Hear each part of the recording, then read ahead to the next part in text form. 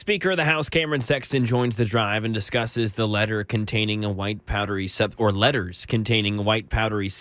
that arrived at the Cordell Hull building today, plus a sad but maybe expected update on the Titan submersible. Those stories and more coming up 3:30. I'm Mac Morey here on Super Talk 99.7 WTN. It's 25 minutes now past the hour, 3 o'clock Super Talk. Well, there's many ways that you can listen to our program. You can use that quaint old technology we call FM radio. I mean, it's in the car. Just hit the button, 99.7, and the frequency modulation will come right through the speakers. Frequency modulation. That's right. 99.7, that's what FM stands for. Frequency modulation. That's right. As opposed to AM, which is amplitude modulation. Got it. I did not know that either. You didn't know that? No, all these years in radio, I never put that together. I don't know. It's one of the first things I learned, I think. Back in the day when I first got into radio, I had to take a test. I had to have a license to be on the air and to run a board. I've heard that. Back in the day, I mean, I just was a disc jockey when I was just a kid. And we would play music, but in order to fill out the transmitter log, you had to have a third-class radio telephone operator's license with broadcast endorsement. That sounds special. And I had to know at one point Ohm's law.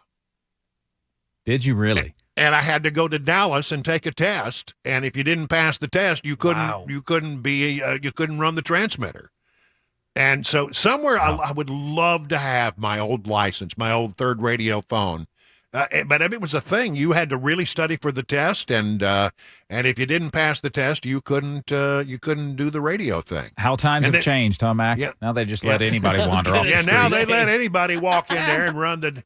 In fact, sometimes there's nobody there. You ever seen a computer before? Yeah. Okay, come on in. All right, come on in. Yeah. Listen, we're going to teach you how to be on the radio. But no, I mean, and they ask you very difficult questions. I'm not making this up.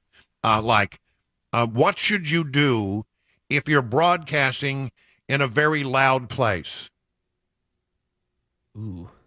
What should you? What's the correct answer? You stand up and go, "Hey, everybody, quiet! Be quiet! I'm broadcasting." You cup the microphone and like this and go like this. Yeah, that makes sense. And to block off all the extraneous noise. I mean, you had to know this stuff. I can't even remember if I remember Ohm's law, which somehow you had to know. I don't know. For the bottom line was, I just sort of filled in the numbers that the guy above me had filled in numbers on the transmitter log. I didn't know what I was doing. Have I just admitted to a felony? I'm not sure. I think the statute of limitations has expired on that. Long expired. Yep. But no, about the time of the Reagan years, they did deregulation of radio, and you no longer had to take the test or get a third-class radio telephone operator's license with broadcast endorsement. It was the broadcast endorsement that was the very important part, because you could have a third-phone radio telephone operator's license without broadcast endorsement.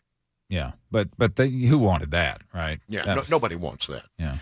Well, anyway, we got way off track there.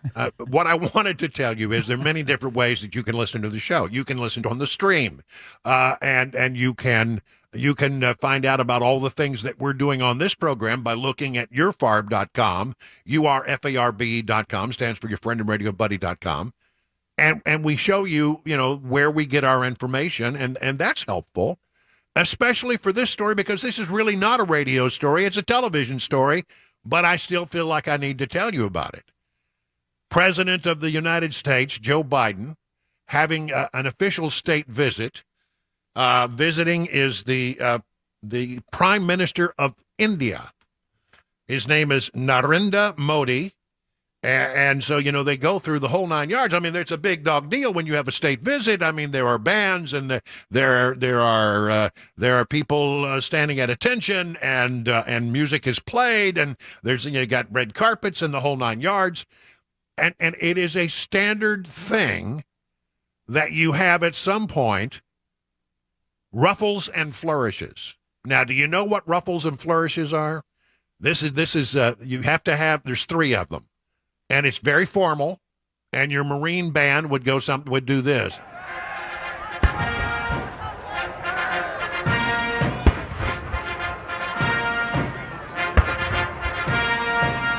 All right, so that's what you would do. That's called ruffles and flourishes. And then that would be followed by the national anthems of India, followed by the United States national anthem.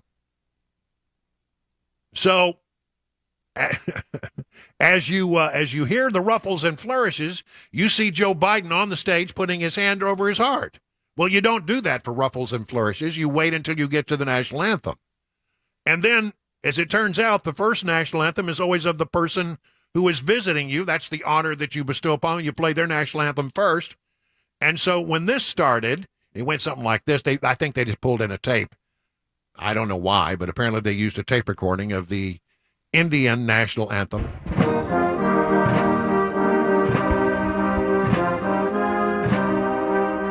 Well, it goes 15 or 20 seconds before Joe Biden realizes he's still got his hand over his heart while they're playing the Indian national anthem.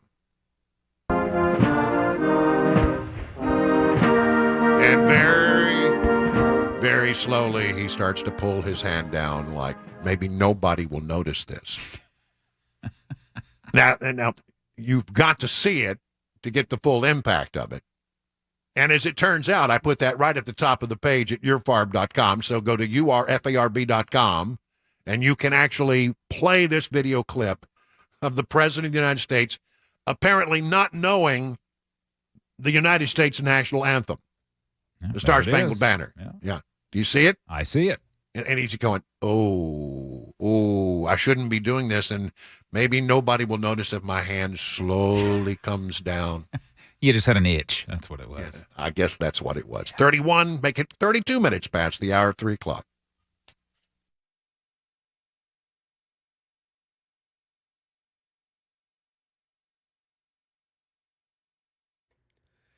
.331, I'm Mac Maury with your top story. 76 degrees, thunderstorms possible later today. Expected to get drier this weekend, though.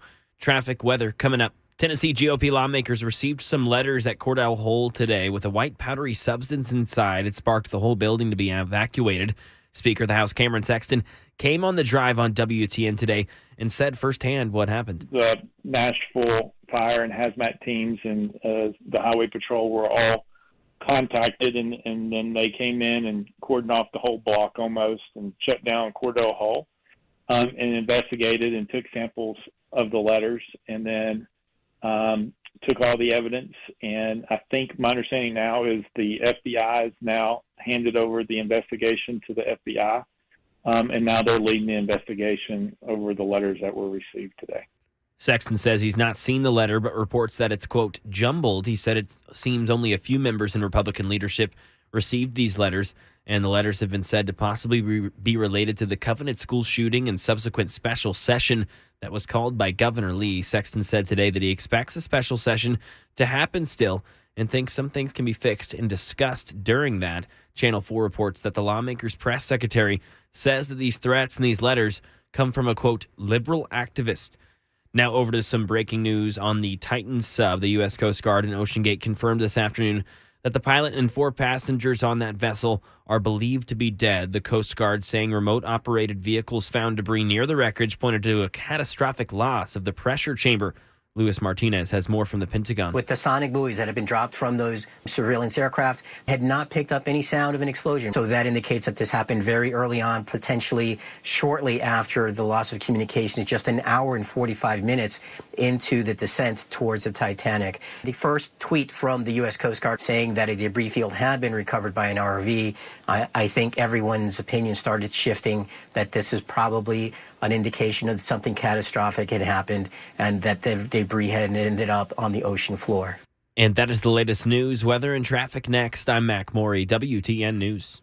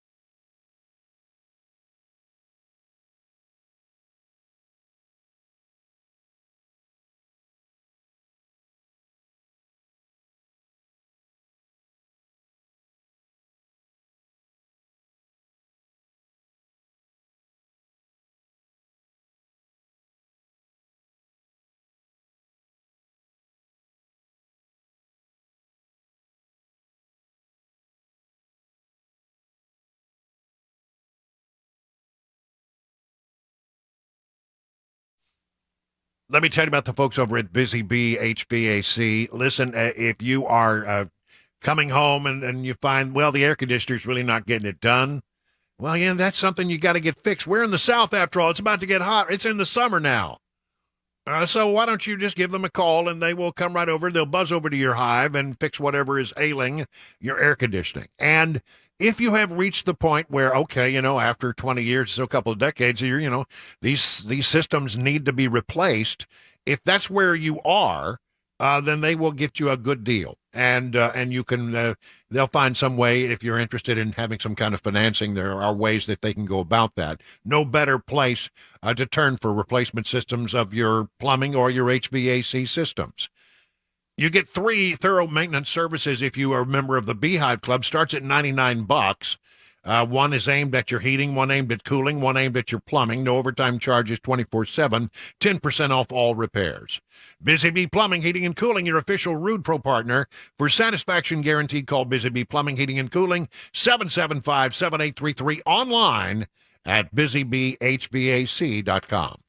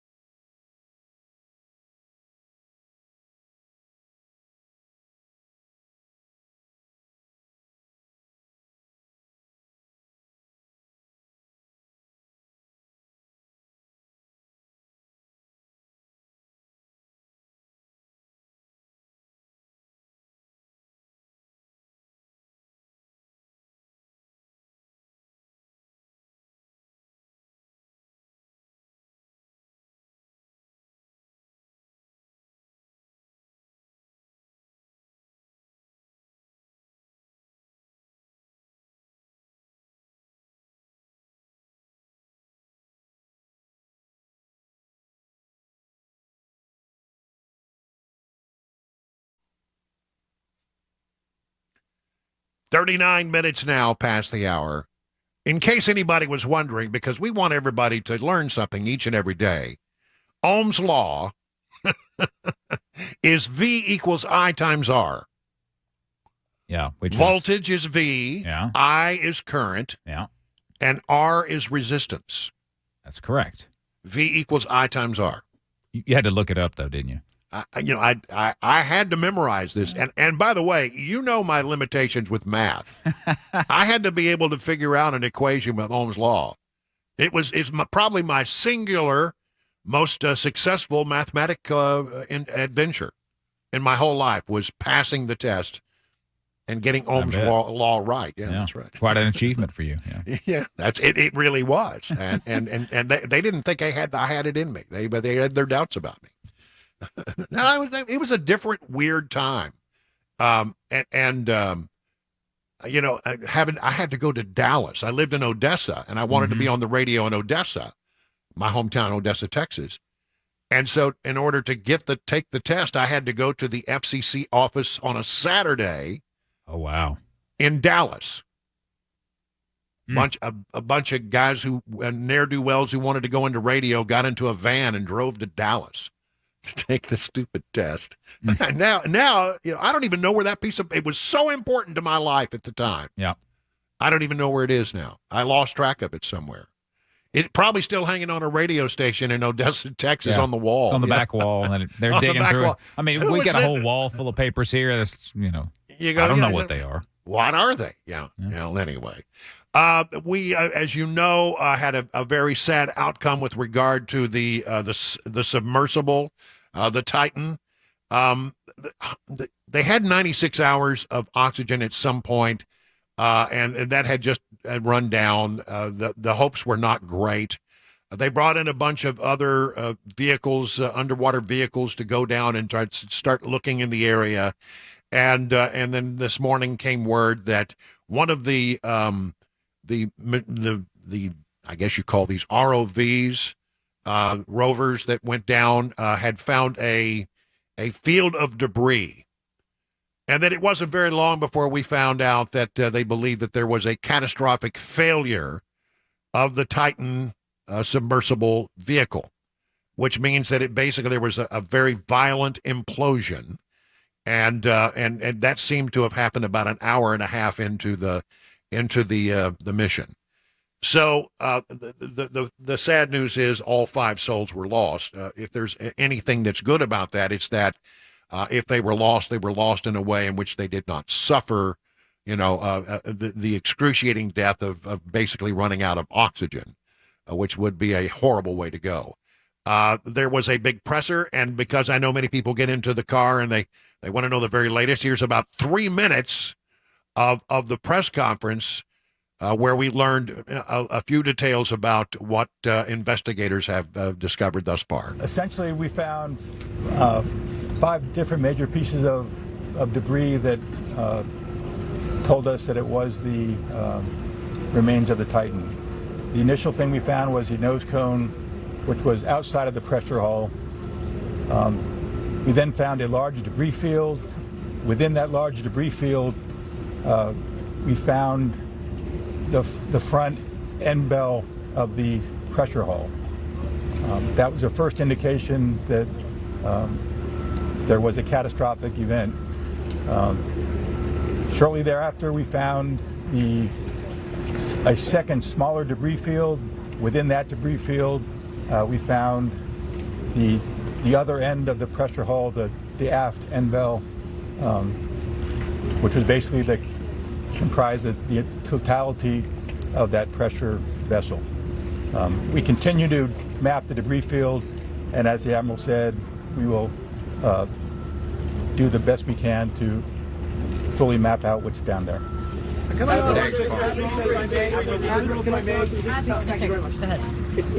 a very difficult question to ask, but it will be an important one for the families, of course. What are the prospects of recovering the bodies of the missing crew?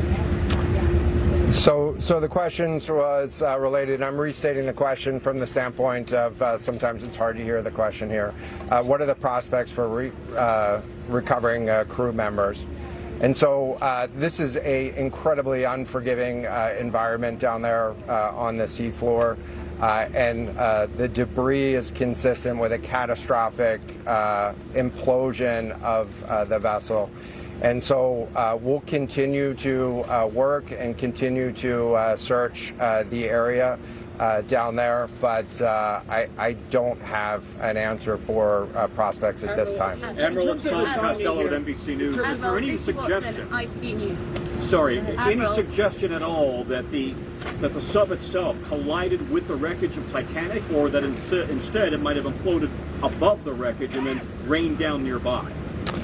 So the question was, is there any question as to whether or not the sub collided with the Titanic or whether it imploded above and debris field created from that? So the The location of the Titan submersible was in an area that was approximately 1,600 feet from the wreck of the Titanic. I have an expert here that is familiar with that area and can talk about the debris field and what the debris field indicates in terms of where the casualty may have occurred. Rear Admiral, really quickly, can you tell me when that massive fleet will be called back? Hang on a second. The expert voice is coming up to answer the question. Thank you, Admiral. So the question is, where does the wreck lie in relation to the Titanic? I didn't hear the Admiral's answer. I think 1,600 feet. Was that correct, Admiral? Yep, you got it. So that's off the bow of Titanic. It's in an area where there is not any debris of Titanic. It is a smooth bottom. To my knowledge and anything I've seen, there's no Titanic wreckage in that area. And again, 200 plus meters from the bow, and consistent with the location of last communication for an implosion in the water column. And the size of the debris field is consistent with that implosion in the water column. Well, so there you have it. A sad outcome. All 5 souls on board were lost, and a catastrophic implosion of the submersible vehicle. This is not easy stuff when you're trying to take people down to that kind of depth. And it does appear that this was sort of, best I can understand it, everybody seems to suggest that this is some kind of experimental vehicle. It really wasn't a highly sophisticated piece of equipment, and it was something that they'd had problems with before. So I'm sure we're going to be hearing a lot more about it, even though everybody who was on board the Titan had to sign a waiver saying that they understood that there were dangers involved, and in fact that they were putting their lives potentially at risk by doing this. It's been a little troubling, I must say, to read some of the social commentary where there are people. I mean, honestly, folks, this is not something to joke about, and it's not. You may disagree with their decision to have done this, to go down and to do this as sort of a tourism thing, but still, nonetheless, it seemed that a lot of people thought that it was something to make light of. I was very troubled by that. Some of the social media stuff that I saw out there was in exceedingly bad taste. I'm not sure it's for me. It's not, I'm not the guy that's probably going to, take a trip down in a submersible. I'm not likely to be one of those guys that would get into a rocket and take a trip into space. But that is where we are in the world today. As people choose to use that as a form of recreation. But it is not, I think we all can, just a perfect example of it here, this is not something that one should take lightly. This is not something that you should, understand that there is great risk with such things. So that is where we are today, and a sad outcome. But again, I don't know. It seems to me that if it was going to happen, and Lord knows we don't want these kind of things to happen, but if it's going to happen, far better outcome for those that were aboard to have it be a catastrophic failure and have it be over very quickly, than to have to go through the excruciating, painful, and terrifying outcome of trying to gasp for your last breath as the oxygen starts to play out. It was over in the very early going.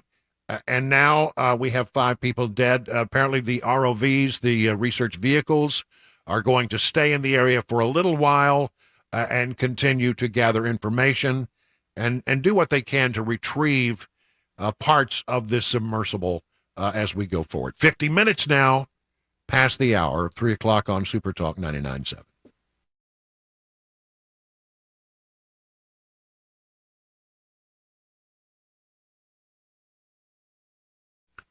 All right, how are you faring in this rough and tumble market? The experts at Beacon Capital Management understand it can be a little scary, but here's the thing. Beacon Capital Management has a plan to help assess where you are and then help you make any mid-course corrections that might be needed. I mean, wouldn't it be great to have peace of mind that you're on the right path. Beacon can provide that reassurance. It starts with a simple phone call. The experts at Beacon will take it from there. I mean, what do you have to lose except for all the worry?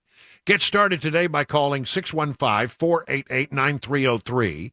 At the end of the process, you'll be able to rest easy knowing you have a plan that meets all your retirement goals. Replace the worry with confidence that you're on the right path, that all the T's have been crossed, all the I's have been dotted.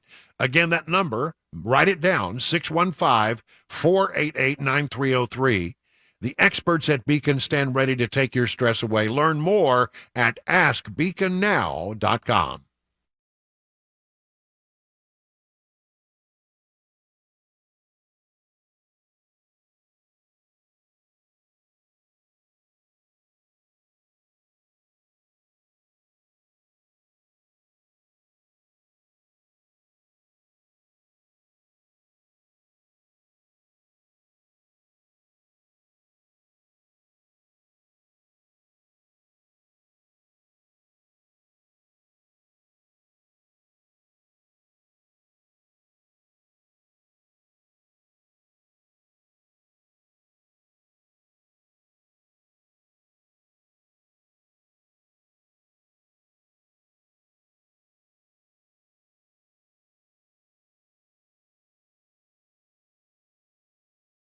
Hey folks, Paul Winkler here.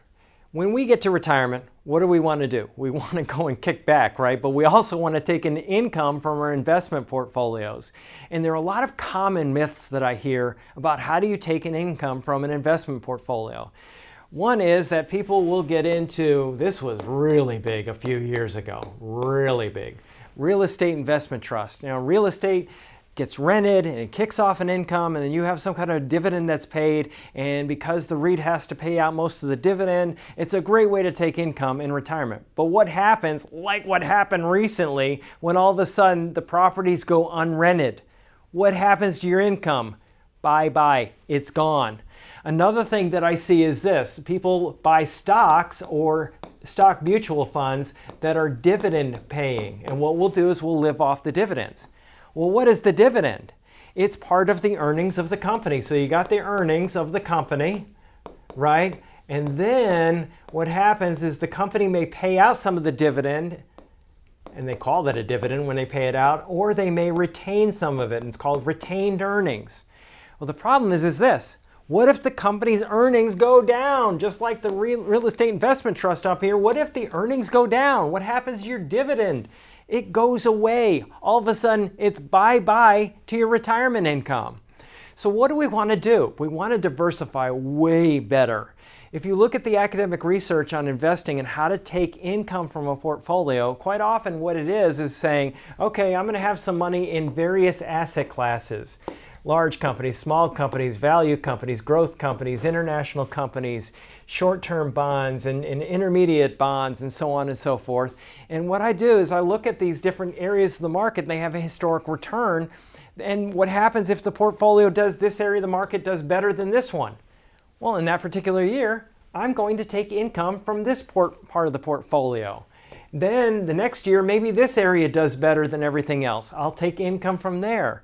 So what I'm doing is diversifying, which is an age-old concept. I mean, good grief, Nobel Prize winning concept of investing, and I actually apply it to taking income from a portfolio. So why is it that we often see this kind of stuff?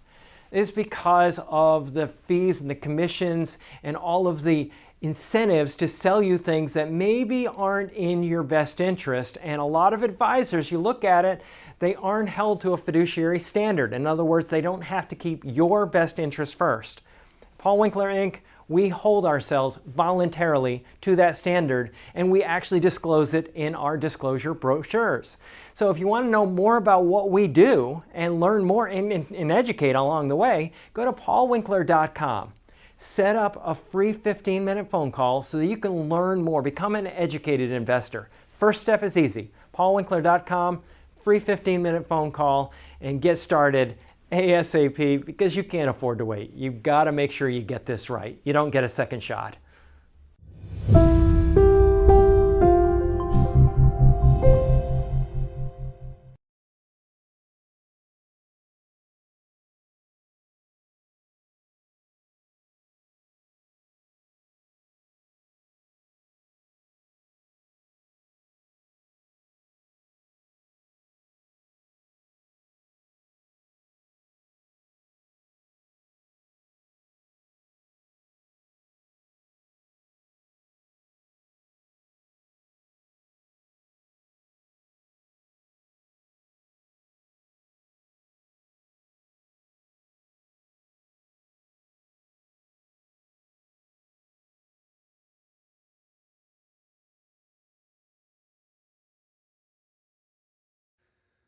Tennessee lawmakers received threats in the form of a white powdery substance at the Cordell Hull building today. All 5 aboard the Titanic tourist sub believed to be dead, and 2 people arrested in Tennessee after running over a police officer during a traffic stop. That and more coming up at 4. I'm Mac Morey here on Super Talk 99.7 WTN. It is 56 minutes now past the hour, 3 o'clock on Super Talk 99.7. Almost, and I got the first hour done on this Thursday, June 22nd. I want to look at the markets and give you an idea of how things are shaping up at the end of the trading day. Mixed boards today. Dow Jones Industrials down about 4. Let's see. We've got the S&P is up 16. The NASDAQ is up 128. That's about a full percentage point. So that ends a 3-day losing streak on both the S&P 500 and the NASDAQ. A lot of talk continues to be focused when you talk to people who are looking at the markets and what's driving the markets and what's driving the economy. The key word seems to be inflation. John Maxon is standing by from over at Beacon Capital Management to talk more about that. It's all about the inflation, John. Yeah, that's right, Brian. Not just here, but even the Bank of England across the pond today raised rates 0.5 point. So we saw the second day of Chairman Powell's testimony before Congress, and really not a lot of economic information other than the initial jobless claims that are pretty high. They're a little over 260,000, which is the highest point they've been since really March of this year. So the Fed tried to convince the markets today that we're down early and then up a little bit, that we could have a soft landing, but really that's going to continue to be data dependent. And the employment market, if it continues to be tight, you're likely to see another 2 interest rate increases. And the concern of the market there is that that's going to weaken the economy, make things tough going forward. So it's going to be very data dependent going forward. I'll be watching closely as the numbers start to roll in, and again, it could go either way. John Maxon, thank you very much. Learn more about all the things they can do for you at Beacon Capital Management by going to their website, askbeaconnow.com. It is 58 minutes past the hour of 3 o'clock on Super Talk. Let's talk about the folks over at Everseal. What is Everseal? Well, it's a sealant for wood and concrete. And the idea here is that it used to be something that was used only in industrial applications. But the folks over at Everseal figured out how to make it work for your home or for your business. And here's the thing. They will come in, they will deep clean your concrete, deep clean your wood, make it look as good as it possibly can look. And then they will apply their patented sealant, which absorbs all the way through to become a permanent part of your wood and concrete. And here's the part that is really big stuff. It will prevent any further deterioration for the next 30 to 50 years. Think about that for a moment. Wouldn't that be great? Not have to think about something for a half a century. I mean, really, it's got a 25-year warranty on it. So there you go. You save it by sealing it once and you are done. Think about how much money you'll save. Just talk about your deck. Do you seal your deck annually? A lot of people do. You seal it once and then that costs you, that's 1 year, 2 years, 3 years, 4 years. Think about how that adds up over time. Think about how much that would cost you over 20, 25, 30, 35 years. See, you want to do it one time and be done with it. You want to do it one time and then actually just enjoy that deck or the concrete that you've sealed. You don't have to think about it again. That sound like something that you'd be interested in? Why don't you reach out to Steve Nelson and the team over at Everseal, 844-EVER-USA. That's 844-EVER-USA. Learn more by going to their website, ever-seal.com.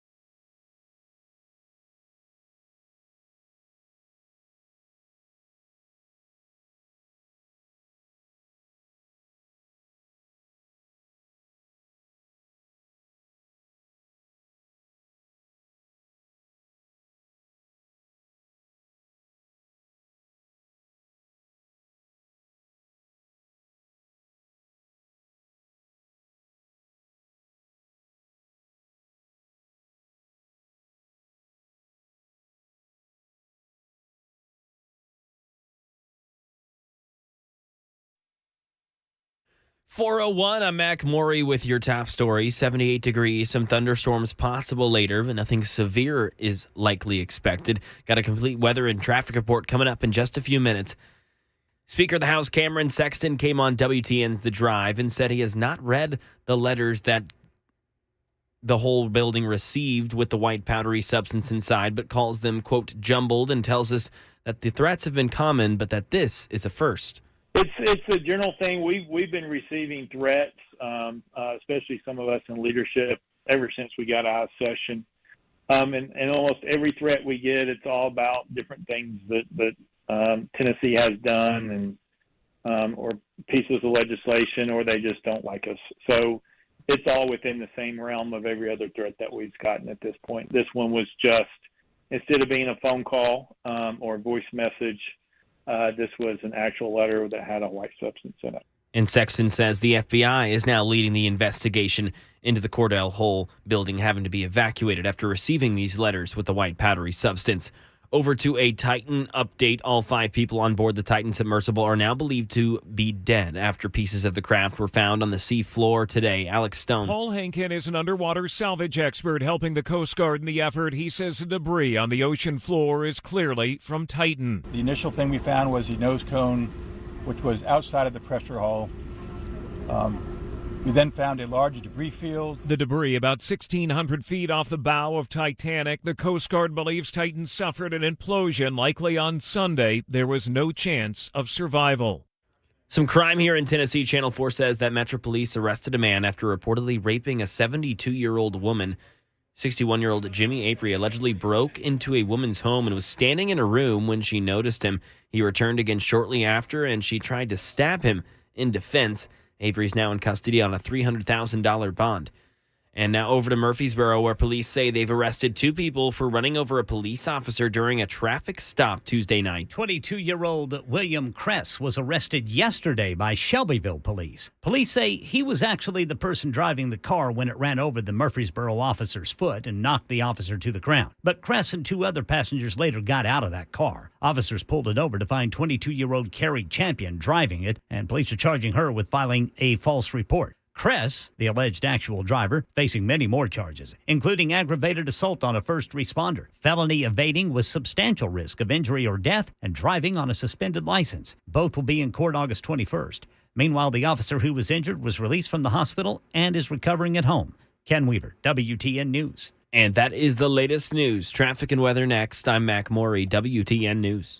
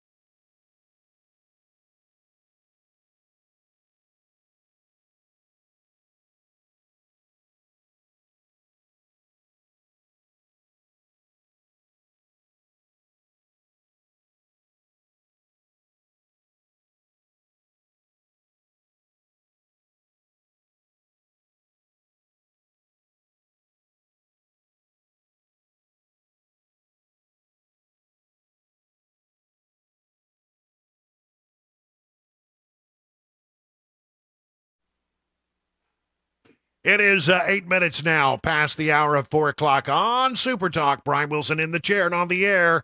22nd day of June. I am correct in saying it's the first full day of summer. Yep. But the day will not be as long as yesterday. Aw. I know. How does that work anyway? How does it get hotter starting with the first day of summer, but the days are actually start to get a little shorter? That's a really good question. It's one of those curious things that I've never really quite understood. Head down to the swamp. I guess we can do that. Because, you never know what's going to happen in the swamp. But that's all right. I spent a few years there. I can help you understand. I can sort of explain stuff to you. I'd like to be the guy that you turn to that explains stuff.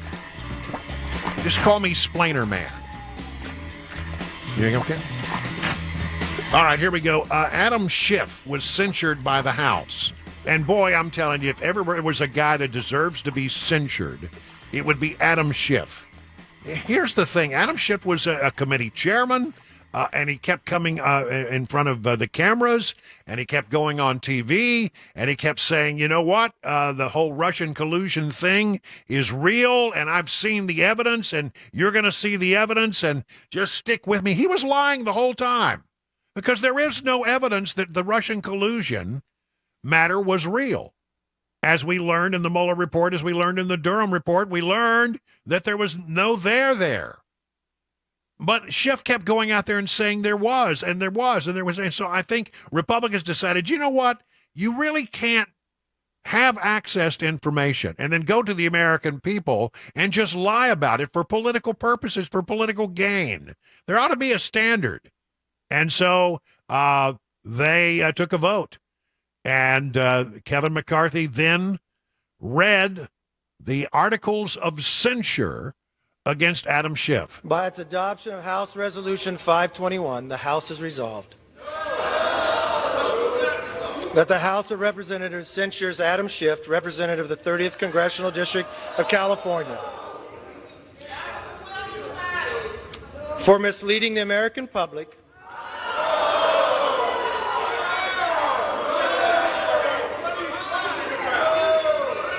and for conduct unbecoming of an elected member of the House of Representatives. That Representative Adam Schiff will be forthwith present himself in the well of the House of Representatives for the pronouncement of censure. That Representative Adam Schiff will be censured with the public reading of this resolution by the Speaker. And that the Committee on Ethics shall conduct an investigation into Representative Adam Schiff's falsehoods, misrepresentations, and abuse of sensitive information. And there, with the bang of the gavel, it was done. And the Democrats, they actually, Adam. They were actually they're rooting on the floor of the House. A man can go on camera and lie to the American people, and the Democrats will stand by him. We know he lied. There is no doubt that he lied because it was politically expedient for him to do so.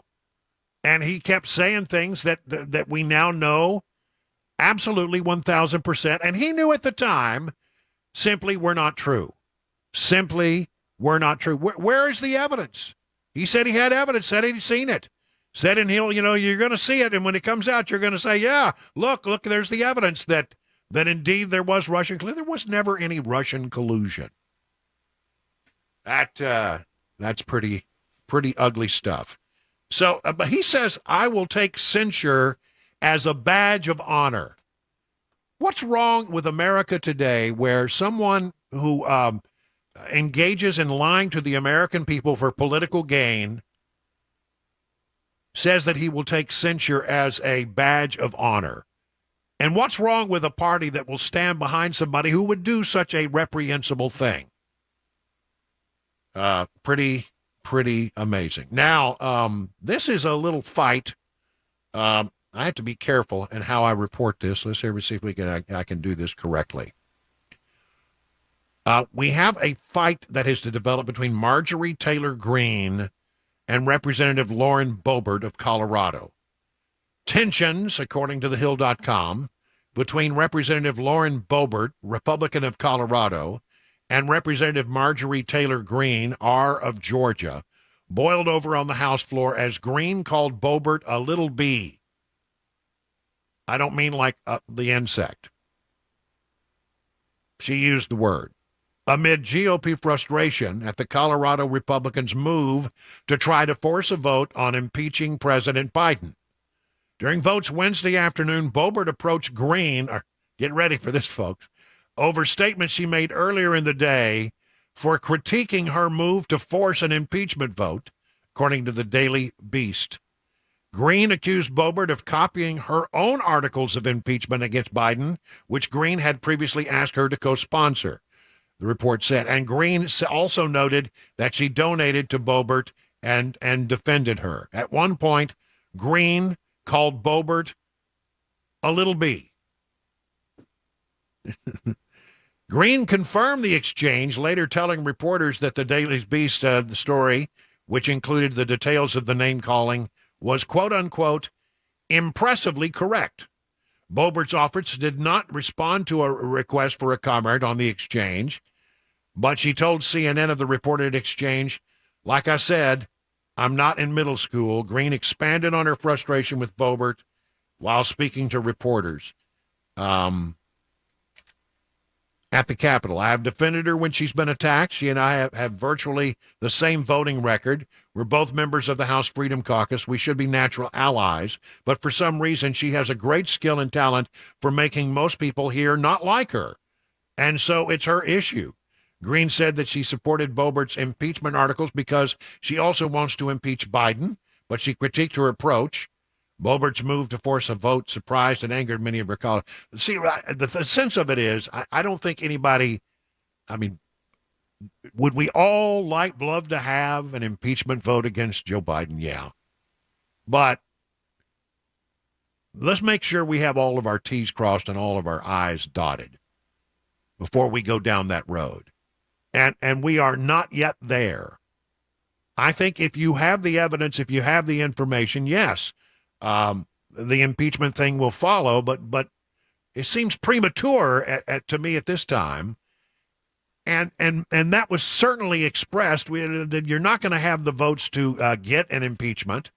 So why are we going down this path until we're ready? And there was frustration that Boebert wanted to go forward with this and a suggestion, and they asked her not to do it, but she went ahead and did anyway. Didn't have the votes. Matter's not going anywhere. And now apparently there is such anger over this issue that Marjorie Taylor Greene and Lauren Boebert are exchanging harsh words. Harsh words, a little bee. Supreme Court did not come out with any major opinions today. There were opinions released, but not anything that the ones we were waiting on.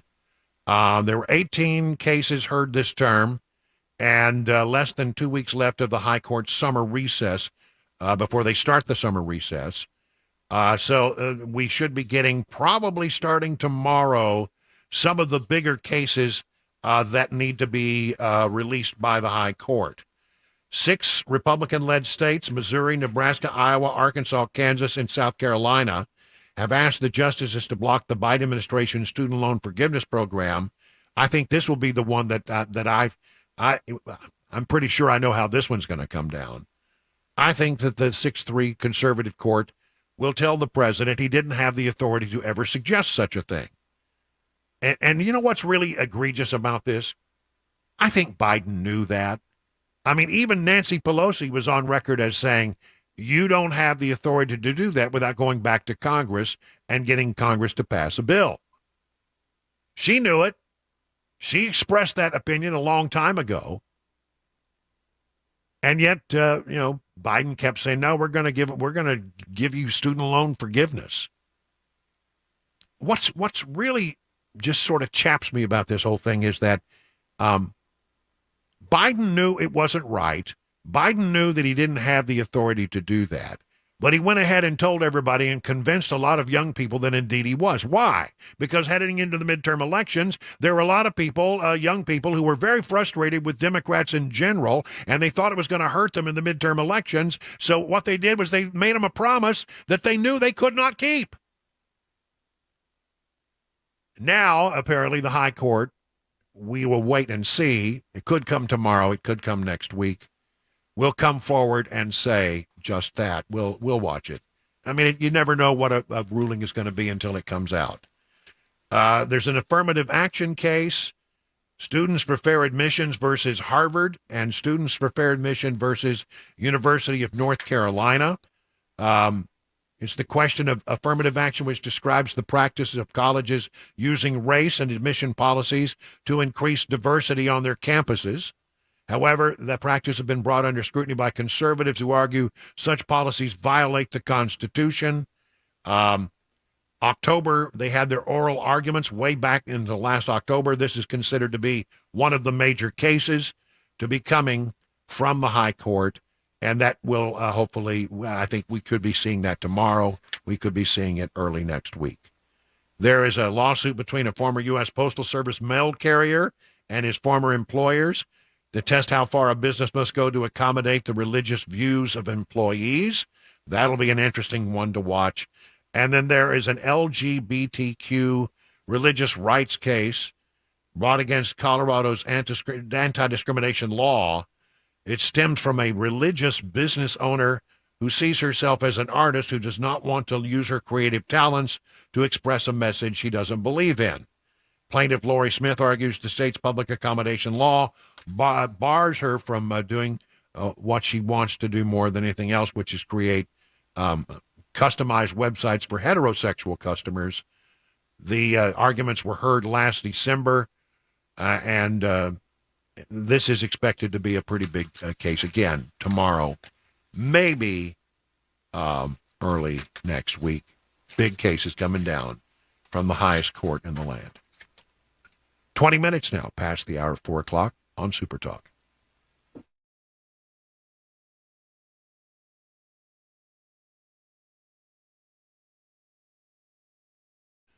King and Associates Insurance, located in Brentwood, an independent agency for over 25 years. That's an advantage, really, when you think about it. An independent agency can take their time to get to know you as an individual customer. You won't just be an account number on a big faceless, nameless website. You'll be a customer. In fact, when you call this number, 615-329-8121, one of the most shocking things will happen. It's hard to believe this happens today, but it still does happen in some places. You will actually get a person who answers the phone. You don't get put on a phone tree. You don't put on hold endlessly. You get a human being who will help you with your issues. Now, because they are independent, they can also shop around to make sure that they offer you up the best possible policy, one that really meets your needs as an individual. So you can save a ton of money by doing multi-policy discounts, 20, 25, 30, 35%, huge savings. So you need to get your royal review with King & Associates Insurance. Just log into tkinginsurance.com. I'm going to say that again, tkinginsurance.com. King Insurance & Associates, you'll get royal treatment and really great rates.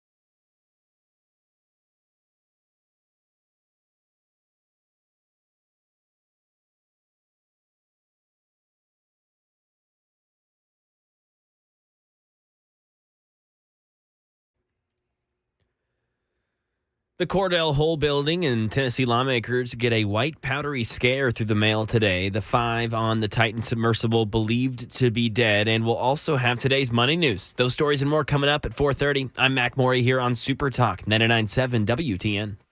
It is 25 minutes now past the hour of 4 o'clock on Super Talk 99.7. I'm Brian Wilson, your friend and radio buddy. Mac Morey is in the newsroom. He's got all of the stories and a lot of stuff that is shaken today. And over there, Chris Webber back. Where were you? Where went you? You were gone for several days. No comment. Oh, really? No, I had to visit some family down in Florida for a few days for the Father's Day weekend. So. All right. Oh, yeah, so you're long catching road up trip. with family. Yeah. 13 hours down the Tampa Clearwater area. Oh, that is a hike. Yeah, it's not fun. That's way on down the peninsula, as they say. Yep. Yeah. Well, I'm glad to have you back. We did miss you, and as you know, I'm looking forward to seeing both of you guys at the. We got to come up with a name for it. It used to be called the Gang of Four annual barbecue. Where it was the Gang of Four when I was doing mornings. It was Ken and Chris and Dan Mandis who also made an appearance in that segment when I was doing mornings, and then we did we take a break? I think we took a break last year because we were moving. As that's my memory. Did we do? Well, anything? that was year before last. Oh, that's right. Yeah. That's right. Well, anyway, long story short. We're all getting together and looking forward to having you guys. Today, we are beginning the process of concocting the frozen concoction that helps us hold on. Nice. Yeah, we'll need some of that.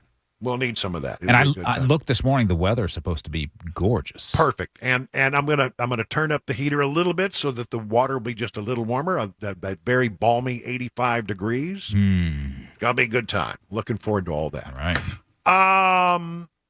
From time to time we like to check in with our current Vice President of the United States with a little thing that we like to call Deep Thoughts.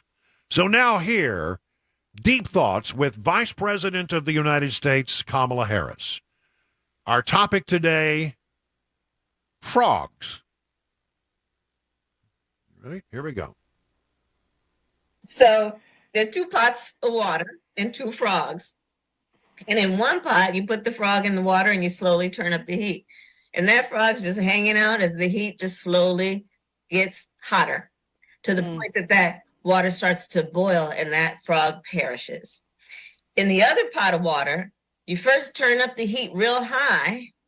The water is boiling. You drop that frog in, he'll jump right out. The lesson there, as far as I'm concerned, don't be that first frog. And thus concludes Deep Thoughts by Vice President Kamala Harris. I think the most impressive part is this last part. The lesson there, as far as I'm concerned, don't be that first frog. Don't be the first frog. You want to be the second frog. I don't think that any of these outcomes are great for the frog. Either one is pretty rough. Yeah, I don't know. I sometimes it just. I mean, we got 2 things happening today. Number one, in case you missed it, we have the President of the United States putting his hand over his heart for the playing of the Indian national anthem, because it took him about 15 seconds to recognize, they're playing an anthem, but it's not the anthem of the United States. It's not the Star Spangled Banner. It's the Indian national anthem. Then you slowly see him lower his hand, like maybe nobody will pay any attention that I put my hand over her heart for the wrong anthem. And then you have a vice president who loves to tell stories and who laughs uncontrollably and wants you to know that you never ever want to be the wrong frog. The lesson there, as far as I'm concerned, don't be that first frog. Don't be the first frog. I would go a step further. I would say don't be a frog at all. That would be good advice. Yeah. You're going to get eat either way, I think. Yeah, if you're that frog, yeah. I mean, but you don't want to be the first frog. You want to be the second frog. The lesson there, as far as I'm concerned, don't be that first frog. Don't be that first frog. Don't be that first frog. It is 30 minutes past the hour of 4 o'clock on Super Talk.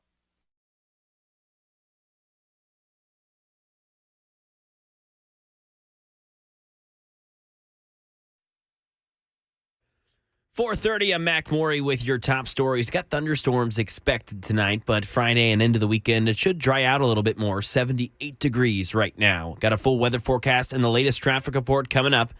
Tennessee GOP lawmakers received some letters at Cordell Hole today with a white powdery substance inside, sparking the building to be evacuated. Speaker of the House, Cameron Sexton, came on the drive on WTN and said firsthand what had happened. The Nashville fire and hazmat teams and the Highway Patrol were all contacted, and then they came in and cordoned off the whole block almost and shut down Cordell Hole and investigated and took samples of the letters, and then took all the evidence. And I think my understanding now is the FBI has now handed over the investigation to the FBI, and now they're leading the investigation over the letters that were received today. Sexton says he's not been able to read the letters, but reports that they are, quote, jumbled. He said it seems only a few members in Republican leadership received the letters, and these letters have been said to possibly be related to the Covenant school shooting and subsequent special session called by Governor Lee. Sexton said today he still expects a special session to happen and thinks some things can be fixed and discussed during it. And Channel 4 reports that the lawmaker's press secretary says that these threats come from a, quote, liberal activist. And a Titan update, OceanGate has now confirmed that the 5 people on board the submersible are believed to be dead. Search crews found debris earlier today that was 1,600 feet from the Titanic wreckage site. The Coast Guard has also confirmed that that debris is from the Titanic tourist sub. And at the press conference today, the Coast Guard described what happened to the vessel as a, quote, catastrophic implosion. And now over to some money news. Daria Albinger. Stocks drifted on questions about interest rate hikes here and abroad. The Dow fell 5 points, the Nasdaq rose 128, and the S&P added 16. Day 2 on Capitol Hill for the head of the Fed, Chair Jerome Powell, told the Senate Banking Committee that the central bank will likely raise interest rates at least once more this year because of persistently high inflation and the surprisingly tight job market. Now, that may not be the case for much longer, though. The Labor Department says first-time jobless claims held steady last week at a 20-month high, remaining elevated for the 3rd week in a row. The Bank of England hiked its main interest rate by more than expected, while banks in Norway, Switzerland, and Turkey also raised rates. Sales of previously owned homes edged higher last month with near record few on the market, while prices fell to an average of $396,100, the biggest month-to-month drop since 2011. And that is the latest news, traffic, and weather on the way. I'm Mac Morey, WTN News.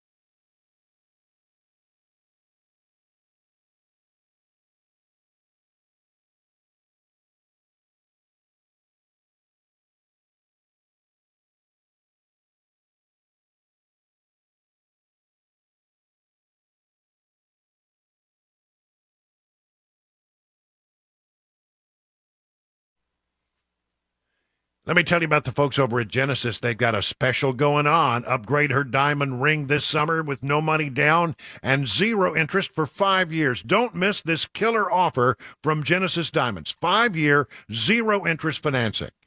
Now, not on just engagement rings, but earrings, bracelets, bands, colored gemstone jewelry, pre-owned Rolex watches.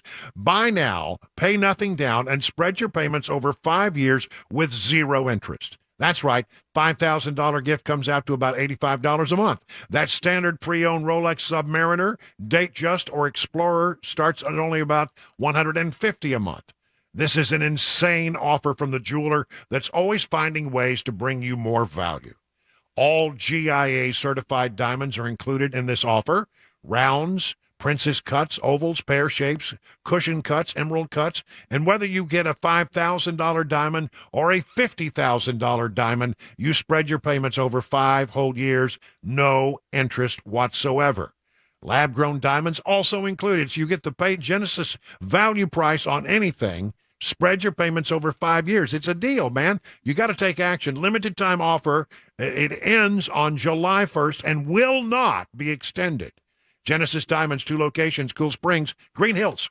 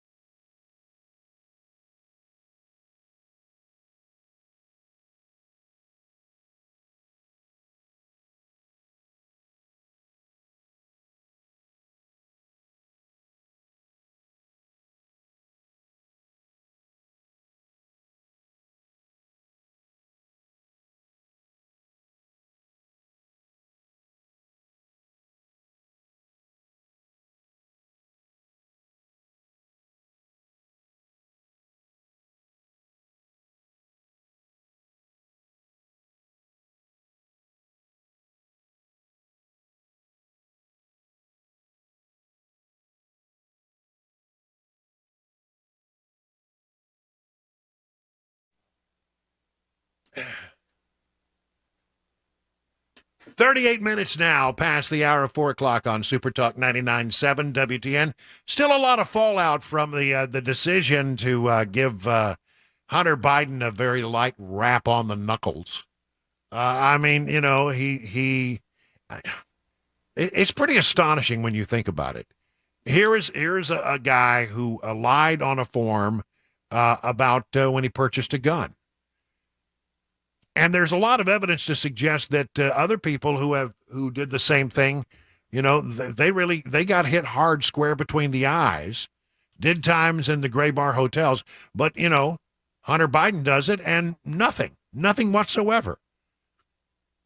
I mean, when you purchase a weapon, you know, you have to check several boxes, and one of the boxes you have to check is a statement that you are not currently on narcotics. You are not taking illegal drugs. And we all know from looking at Hunter Biden's laptop, there's all kinds of evidence that was the case, that he indeed was doing that. Here's an interesting story in today's New York Post. You can find the link to this at yourfarb.com. Find the link to Your Farb at supertalk997wtn.com. For years, the political and media elite have struggled to resolve the disaster that is Hunter. They have finally done so with a long-predicted controlled demolition of the scandal by having the president's son plead guilty to a couple of minor tax violations without a serious threat of jail time. They even threw in a phantom felony allegation that will evaporate once Hunter completes a diversion program. The diversion program particularly insulting to the intelligence of the American people. Hunter is reportedly no longer an addict, having attended treatment and taking up painting, yet he will be treated like he is a junkie picked up during a drug sweep, and everyone will pretend that this is about addiction rather than about corruption. The Justice Department continues to refuse to confirm what it means by the fact that it continues to have an ongoing investigation, but had often used this claim to refuse to share materials with Congress, and that may be what's going on. There's reason to be suspicious. First, no one can explain why it took 5 years for the investigation of 2 minor tax counts and a gun allegation that could have been confirmed in a few minutes, actually. Indeed, an IRS whistleblower alleged that Hunter was given preferential treatment, and the whistleblower team was removed from further work on the case by the Justice Department. It's really, there's so much going on here. And at some point, yes, we heard from the attorneys for Hunter Biden that the Hunter matter was resolved. It's not resolved. There's all kinds of questions about foreign business dealings, bribes, whole 9 yards, that is not yet resolved and apparently not a part of this particular plea deal. But half of Americans, according to the New York Post also, half of Americans, including a third of Democrats, think that first son Hunter Biden got favorable treatment, you think, from federal prosecutors after he agreed to that sweetheart deal. Responses to a Reuters survey largely broke along party lines. 75% of Republicans believing the first son received special treatment. 33% of Democrats felt the same way. However, most respondents also said Hunter's ordeal isn't likely to have an impact on whether they will vote for President Biden's reelection in 2024. The 53-year-old reached an agreement with federal prosecutors to plead guilty to 2 misdemeanor counts of failing to pay income taxes. Willful failure. Willful failure. As a result, no time. Although, this has got to go before a judge. It does happen on occasion where a judge will say, I reject the plea deal. I don't care what you worked out. I'm not signing off on it. I don't get the impression that's likely to happen, but wouldn't that be a joy? Wouldn't that reaffirm your faith in the system? If one judge would just stand up and say, you know what, this is just not right. This is not at all in keeping with what other defendants have gotten in particular cases. I think it would be something that would really perhaps bring a little faith back to the American people. But who knows? I doubt that will happen.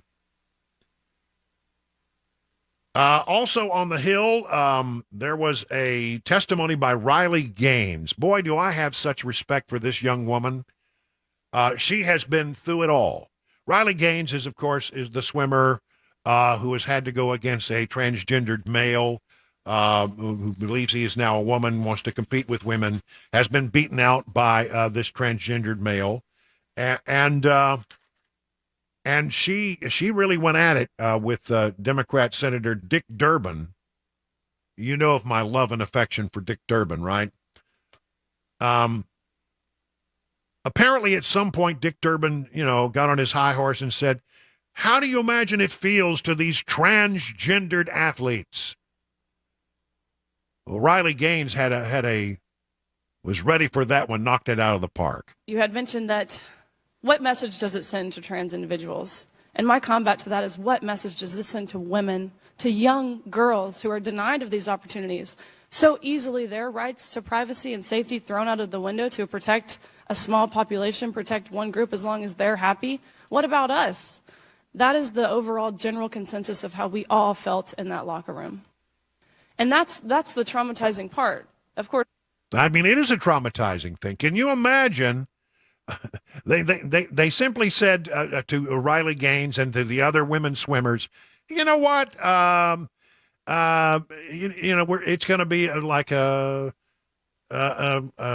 what's the word? A unisex bathroom.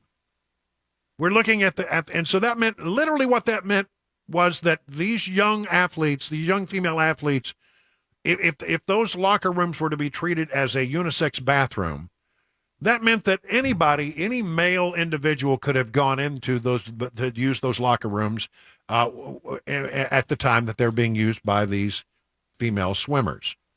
She's right. What a horrible thing to put those young girls through. And really, honestly, so unfair. When you compete on the field of athletic play, things are supposed to be fair, right? That's the whole idea. Level playing field. It's not level if you have to go up against athletes who are, stronger, more powerful because they were biologically born to be men. I don't know. Speaking of woke news, top Disney diversity, equity, and inclusion officer is now leaving the company. Disney's top diversity, equity, inclusion officer, DEI officer, will be leaving the entertainment giant to pursue other endeavors as the company continues to face headwinds from conservative customers over its promotion of LGBTQ themes and battles with Florida Republicans, according to a memo obtained by Variety. An internal memo sent to employees this week announced that LaTondra Newton, the company's chief DEI officer and senior vice president, would be moving on from the company. Variety reported Tuesday. Newton will reportedly be moving to a board at a different corporation after 6 years at Disney. Julie Merges, currently a human resources executive at the company, will become the interim top DEI officer while a hiring search is conducted. At Disney, Newton worked with various business segments and leaders across the enterprise to build on Disney's commitment to produce entertainment that reflects a global audience and sustains a welcoming and inclusive workplace for everyone. Hasn't worked out so well for Disney. I mean, their theme park revenue is down. Their movie revenue is down. This old saying that woke equals broke really has come to be proven time and time again. And Disney seems to want to fight with the governor over this, Ron DeSantis, but I'm not sure that they're going to prevail in a very effective way. Why in the world? Here's, I guess, where it really comes down to. Why in the world would you want to invoke anger among roughly 50% of your audience? Why is that? Would that be your goal, your stated goal? We're going to go out of our way to change storylines. We're going to go out of our way to develop characters that we know are going to antagonize roughly 50% of the people that would do business with us. Especially when you're talking about Disney, which had a reputation as being what? Family-friendly. Family-friendly brand. I've never understood. Okay, so you got these movie stars that go out and they do promotions, and then they get off on some woke tangent. And I would want to say, why? If I were the person who'd put up the money for that movie, had wanted to see that movie go out and do well, had wanted it to return its investment, I would be furious at the movie stars who went out there and turned it into a woke thing. Why? Why would you go out of your way? I'm sort of surprised at Garth Brooks' recent statements about Bud Light. I mean, if your goal is to sell music, if your goal is to have people come into a bar in this particular case, why would you want to go out of your way to antagonize people because you're going to lose potentially half of your audience? Half of your audience. Ask Disney. It happened to them. Ask the folks at Bud Light. It happened to them. Ask the folks over at Target, where they lost billions and billions and billions of dollars, how it worked out for them. Woke equals broke. And look, I don't have anything against gay people. I just don't necessarily want to have this kind of stuff shoved down my throat or down the throats of my the young people in my family. And that's where we are. Again, why can't we all just sell products that can be used without antagonizing 50% of the market share? 50 minutes now past the hour, 4 o'clock on Super Talk 99.7 WTN.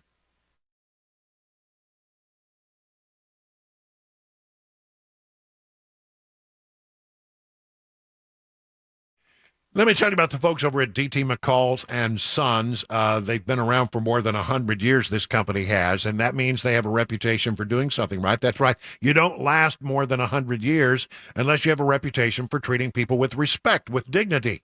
That's what they do. And they're honest with you. I mean, you go to a big box store and you say you're going to buy an appliance, and they say, okay, do you need any cords and hoses?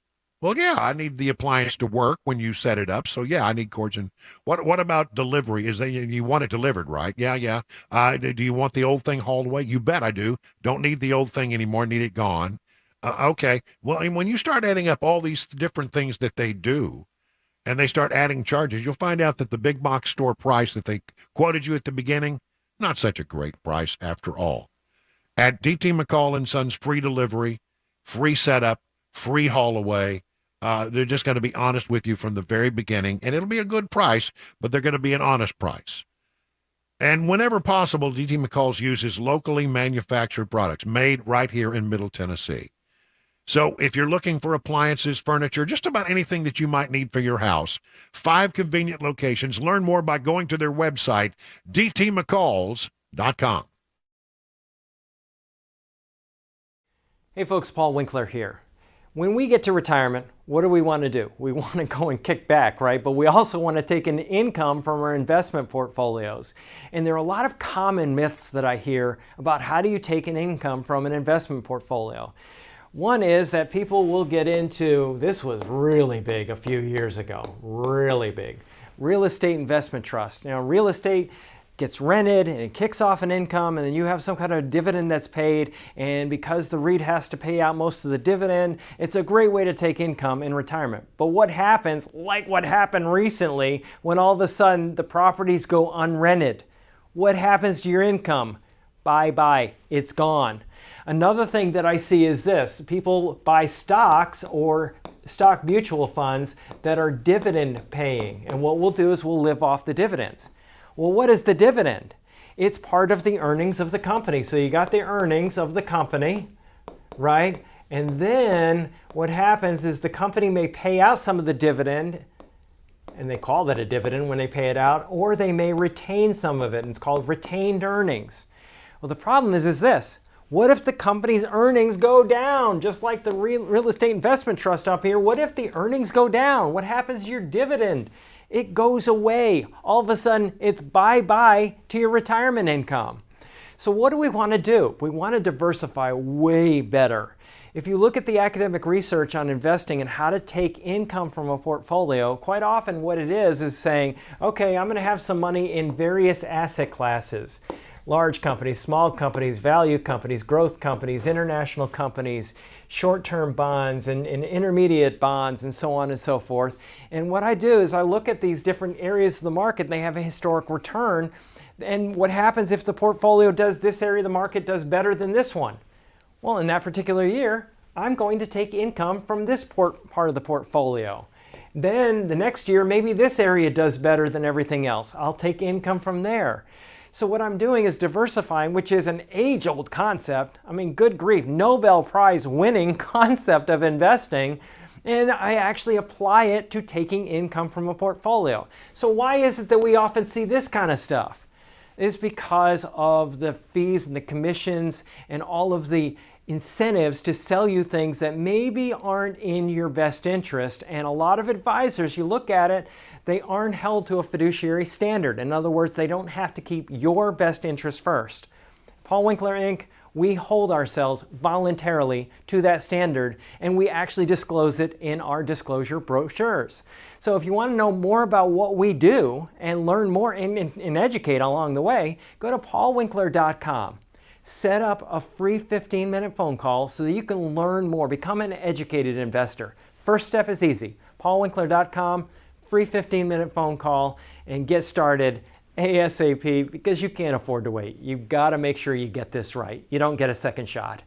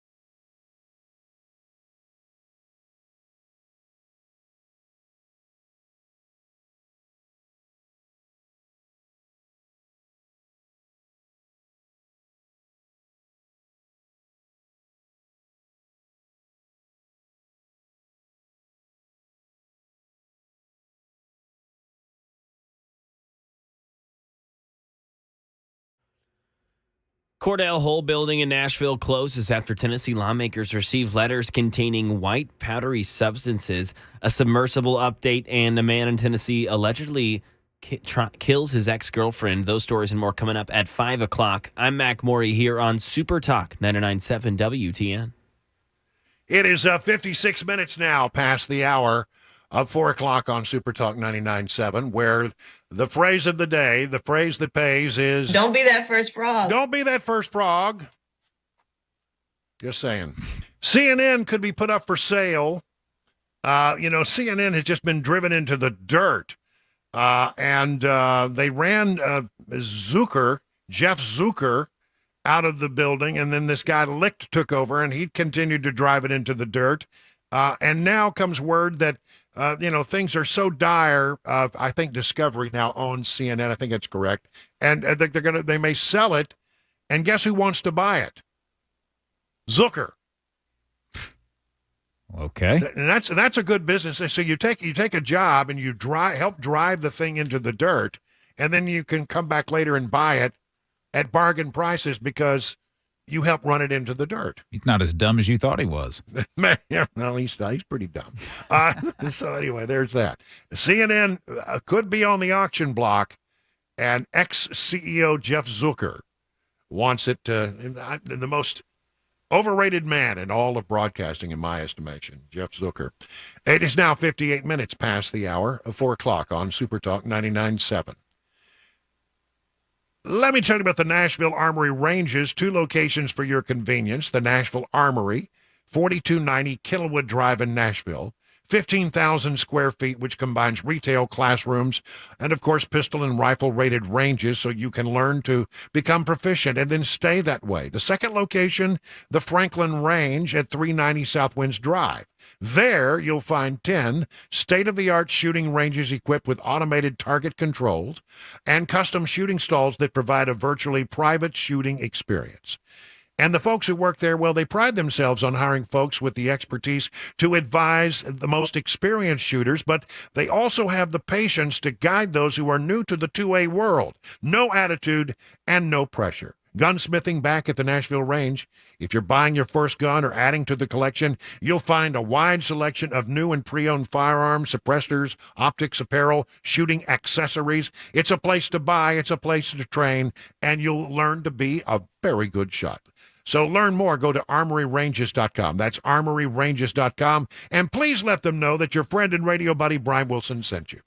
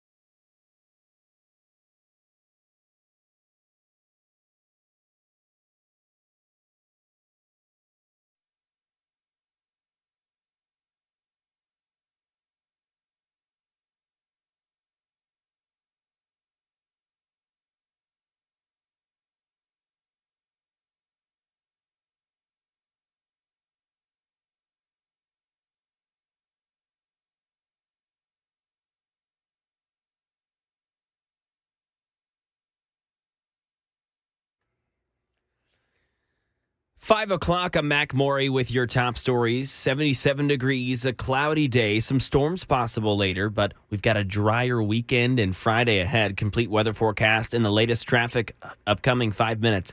3 envelopes were received in the mail at Cordell Hull building and were sent to multiple Tennessee lawmakers, including the Tennessee Speaker of the House, Cameron Sexton, containing an unknown white powdery substance. Part of the building was evacuated. The FBI responded to the scene. Hazmat crews were also deployed. Tennessee Representative Scott Cepicky came on the Matt Murphy Show and discussed what happened. Sometime today, we had our mail delivery on the 6th floor, and I'm on the 6th floor. And shortly after that, we were told to stay in our offices, don't leave. There's been some envelopes delivered to the Speaker's office and the Majority Leader's office, and there's some powder in them. They don't know what it is. One of the envelopes was opened up, and so it shut everything down. And not knowing what it is, they had to close Cordell Hull and cordon off the whole area. You have to take precautions. Sapicki said there was a message involved, but it could not disclose what was in it. But when he was asked if it was related to the Covenant School shooting and the subsequent special session called by Governor Lee, he said that it could be related. The all clear was given by Cruz that the public is not in danger due to the white powdery substance.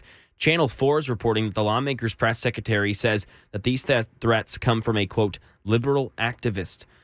And the U.S. Coast Guard and Ocean Gate confirmed this afternoon that the pilot and 4 passengers on board the Titan sub are believed dead. The Coast Guard saying remote-operated vehicles found debris near the wreckage pointed to a catastrophic loss of the pressure chamber, which had been a concern in the past. Jason Lee has more from the U.S. Coast Guard. We've seen now that there was a whistleblower a few years ago who said this is not safe. The concern was based off of what the sub was made of as it continued to go down at that level of depth and withstand that kind of pressure, that the fibers would get weaker and weaker with each trip.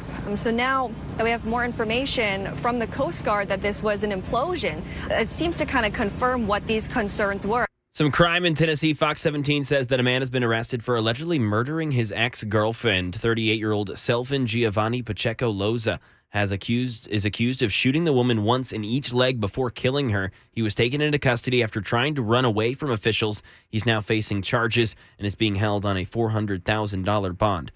And in some more Nashville news, First Lady Dr. Jill Biden is set to visit Music City to celebrate Pride Month on Saturday. That is the latest news. Traffic and weather upcoming. I'm Mac Morey, WTN News.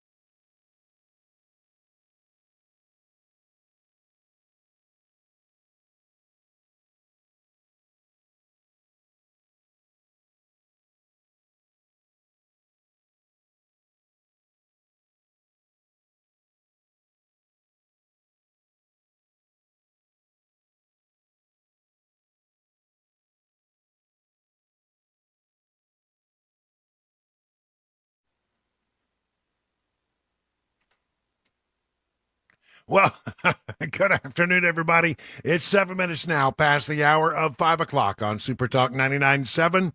I am Brian Wilson, your friend and radio buddy, and we're so glad to have you along for this edition of The Drive. It's the first full day of summer, and looks like we're headed into a pretty nice, Friday, Saturday, Sunday. Looks like we might have pretty good weather. Looking forward to that. But it's been nice to have some rain, though, too. I'd gotten a little dry. It had, yeah. The rain is well. It really got, yeah. And so now my yard has gone from dormant to badly needs to be mowed. You better get on that. Yeah, I know. People coming over, I hear.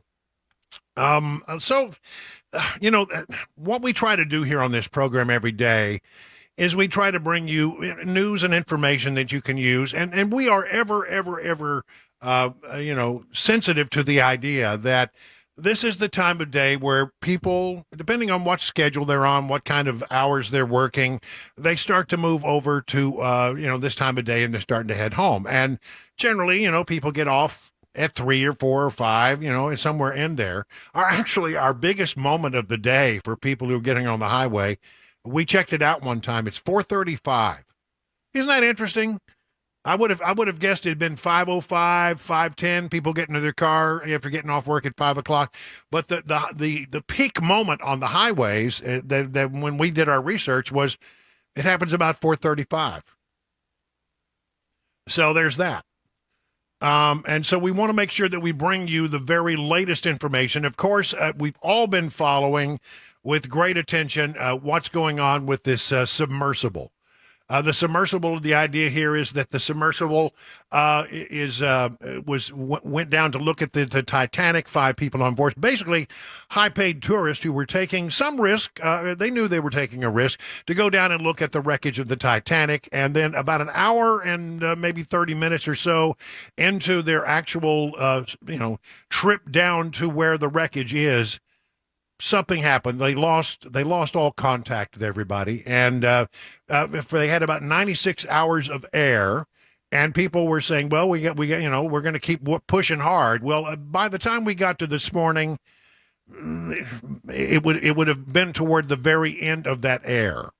The oxygen would have been running out, so it was beginning to look a little bleak for the crew aboard the Titan submersible. But then, I don't know, maybe around noon today came the word that another submersible, a remote operating vehicle that they sent down to look over the area, had found wreckage, and it became very clear in rather short order that this was not going to be a good outcome for the 5 people aboard. There was apparently a very violent decompression, implosion of the device, of the Titan submersible. And so that you're up to speed, here is the last thing we got from the Coast Guard, the Navy, and all the assorted folks who were gathered in Boston to try to find a good outcome here. There will be no good outcome. 5 souls lost, and here is the highlights from that presser that happened while you were at work. Essentially, we found 5 different major pieces of debris that told us that it was the remains of the Titan. The initial thing we found was the nose cone, which was outside of the pressure hull. We then found a large debris field. Within that large debris field, we found the front end bell of the pressure hull. That was the first indication that there was a catastrophic event. Shortly thereafter, we found a second smaller debris field. Within that debris field, we found the other end of the pressure hull, the aft end bell, which was basically comprised of the totality of that pressure vessel. We continue to map the debris field, and as the Admiral said, we will do the best we can to fully map out what's down there. Can I ask? It's a very difficult question to ask, but it will be an important one for the families, of course. What are the prospects of recovering the bodies of the missing crew? So the questions was related. I'm restating the question from the standpoint of sometimes it's hard to hear the question here. What are the prospects for recovering crew members? And so this is a incredibly unforgiving environment down there on the seafloor, and the debris is consistent with a catastrophic implosion of the vessel. And so we'll continue to work and continue to search the area down there, but I don't have an answer for prospects at this time. Admiral, it's Tom Costello at NBC News. Is there any suggestion? Sorry, any suggestion at all that the sub itself collided with the wreckage of Titanic, or that instead it might have imploded above the wreckage and then rained down nearby? So the question was, is there any question as to whether or not the sub collided with the Titanic or whether it imploded above and debris field created from that? So the location of the Titan submersible was in an area that was approximately 1,600 feet from the wreck of the Titanic. I have an expert here that is familiar with that area and can talk about the debris field and what the debris field indicates in terms of where the casualty may have occurred. Rear Admiral, really quickly, can you tell me when that massive fleet will be called back? Hang on a second. The expert voice is coming up to answer the question. Thank you, Admiral. So the question is, where does the wreck lie in relation to the Titanic? I didn't hear the Admiral's answer. I think 1,600 feet. Was that correct, Admiral? Yep, you got it. So that's off the bow of Titanic. It's in an area where there is not any debris of Titanic. It is a smooth bottom. To my knowledge and anything I've seen, there's no Titanic wreckage in that area. And again, 200 plus meters from the bow, and consistent with the location of last communication for an implosion in the water column. And the size of the debris field is consistent with that implosion in the water column. I'm telling you, a sad outcome here. I guess when you realize that it was all over about an hour and a half into the mission, and they lost control, that apparently is when they had the very violent decompression of the unit. I mean, it sounds like all the major parts of the diving submersible have been, at least identified by some of the other resources brought in.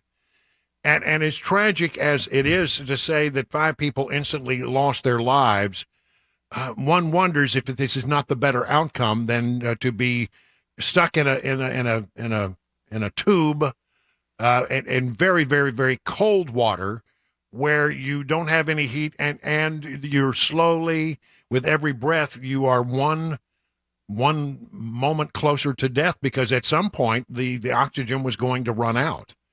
So, and that would be a really horrible way to die, I think. So, a sad loss. I really wonder if perhaps this was, of all the bad options, if this was maybe not the worst way to go, given the way this thing happened. I'll have to say I've been a little troubled in looking at social media, where people seem to think this is something to joke about, and they seem to feel like it's there's always that sort of an old joke when we say, well, when something happens, when may we make fun of it? Is it too soon? Well, it was far too soon when you're still in the process of potentially recovering people and maybe finding people alive. Seems like that was inappropriate. I understand that there may be people who look at it and say, you know what, these people, they rich people, too much money, to go on a tourism excursion down to see the wreck of the Titanic. Seems like an egregious waste of money to some. Hey, if you've got it and that's how you want to spend your money, that's just fine. I think we're going to be seeing more of that kind of thing, and we should be prepared that from time to time there will be civilians lost. I mean, after all, we're now sending submersibles down to look at the Titanic. We're now putting civilians into rocket ships and sending them to space on a regular basis. And sooner or later, these things will fail because it's a highly difficult thing to do. So I'm glad that that's been resolved. I'm sad about the loss of life, and I'm really quite disappointed in people who thought that this was an okay thing to make fun of. It just seems to me that it was, if not the right time, and just how calloused are people these days. It seemed to me like it was too much. Maybe, I don't know. Chris, did you see any of the stuff that I'm talking about on social media? Yes, unfortunately. And some of it was like, y'all went, ooh, gosh, that seems a little rough, doesn't it? I don't know. It didn't seem like to me the kind of thing one wants to make fun of. If you got money and you want to, that's the way you want to spend your money, so then I would say knock yourself out.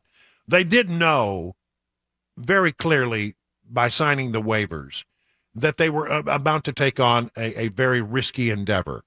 I think it probably, I don't know if there'll be any lawsuits because they did sign the waivers, but I will say that apparently there has been a lot of folks who said that they have some real concerns about the caliber and the quality of this particular submersible vehicle.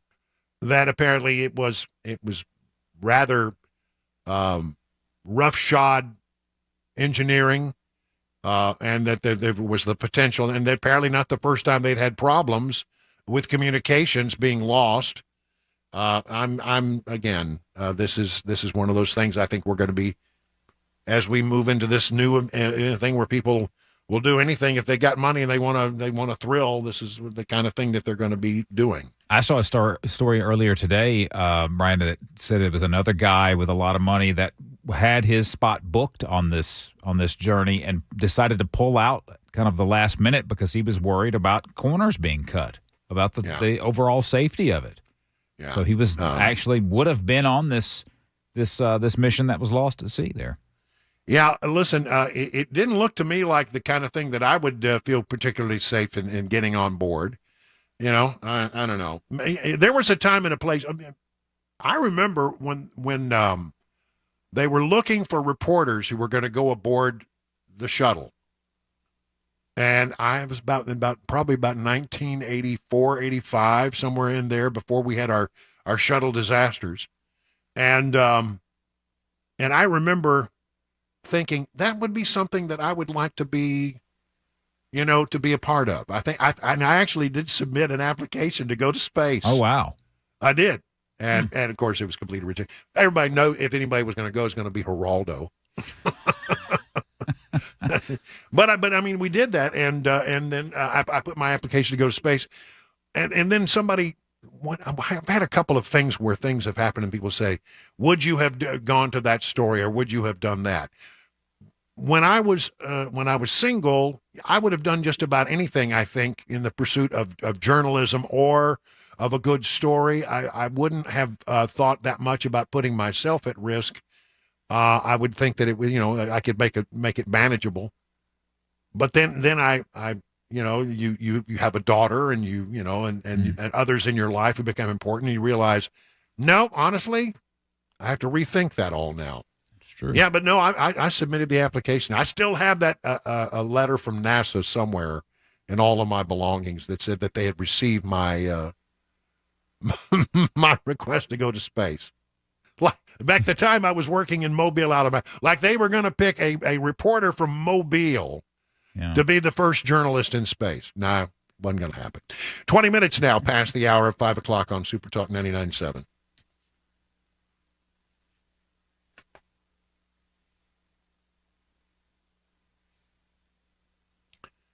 Here's some exciting news from the folks over at Eurofix. Many of you have lived here a long time. You know that Eurofix has been here for some 24 years, the place you want to take your European car for repair. And you've gotten to watch them grow. Well, I don't know about you, but I love watching a hometown business take off. And so the folks at Eurofix are very proud to announce they have a 5th location for Eurofix, this one in Mount Juliet, on Mount Juliet Road, right across from the Dairy Queen. Eurofix can serve you now in Franklin, 100 Oaks, Murfreesboro, Belmead, and now their 5th location, Mount Juliet. It's pretty cool getting to watch a small-town mechanic who started in a barn in the backyard of a single-wide trailer grow to 5 locations repairing thousands of cars each month. That's right, thousands. At Eurofix, you get a 3-year nationwide warranty and a free loaner car with every repair appointment. So call this number, 844-EUROFIX, that's 844-EUROFIX, or visit myEurofix.com and tell them that your friend and radio buddy Brian Wilson sent you.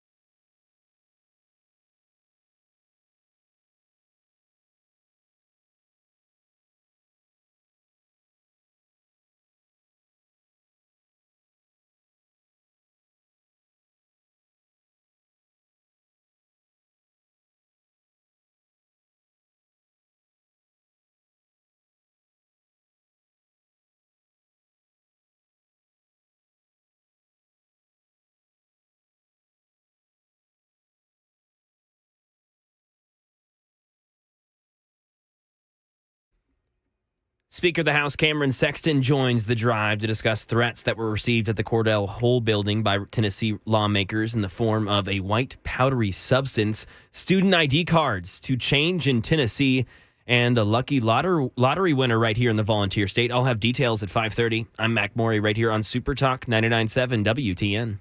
Yes, ever alert to the fact that many of you are just now getting into your car and you don't know what's been happening today. There was a big deal down at the State House. Letters were delivered to leadership, and it contained a white powdery substance, and the entire Capitol complex was shut down for a time. We got an update from Speaker of the House Cameron Sexton a little earlier in the program, and here's what we learned.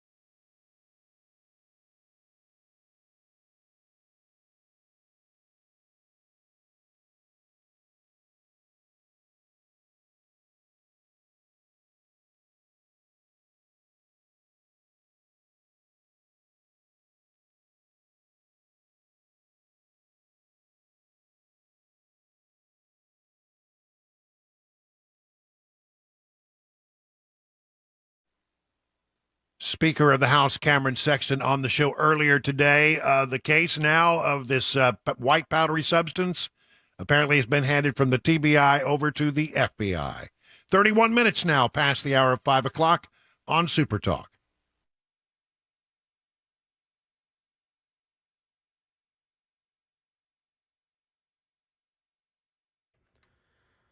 .531, I'm Mac Maury with your top stories. Right now, 77 degrees. Another cloudy day. Some thunderstorms possible on later tonight throughout the mid-state. Complete weather forecast. The latest traffic report coming up. You just heard your friend and radio buddy talking about it. The Cordell building evacuated this morning after Tennessee Speaker of the House Cameron Sexton, along with other Republican lawmakers, received letters containing a white powdery substance inside. Sexton did come on the drive, and he said he has not read the letters, but he calls them jumbled and tells us threats towards Tennessee lawmakers have been common recently, but that this is a first. It's a general thing. We've been receiving threats, especially some of us in leadership, ever since we got out of session. And almost every threat we get, it's all about different things that Tennessee has done and or pieces of legislation, or they just don't like us. So it's all within the same realm of every other threat that we've gotten at this point. This one was just, instead of being a phone call or a voice message, this was an actual letter that had a white substance in it. And Sexton says the FBI is now leading the investigation. Some real estate news. More people are buying homes across the country. The National Association of Realtors says sales of previously owned homes rose 0.2% in May compared to April, but sales are down more than 20% compared to a year ago. Right now in Tennessee, News 2 says that any school in Tennessee that offers student ID cards will now also have the Suicide and Crisis Hotline number 988 on the back. The card will also have information about suicide prevention and other mental health resources included.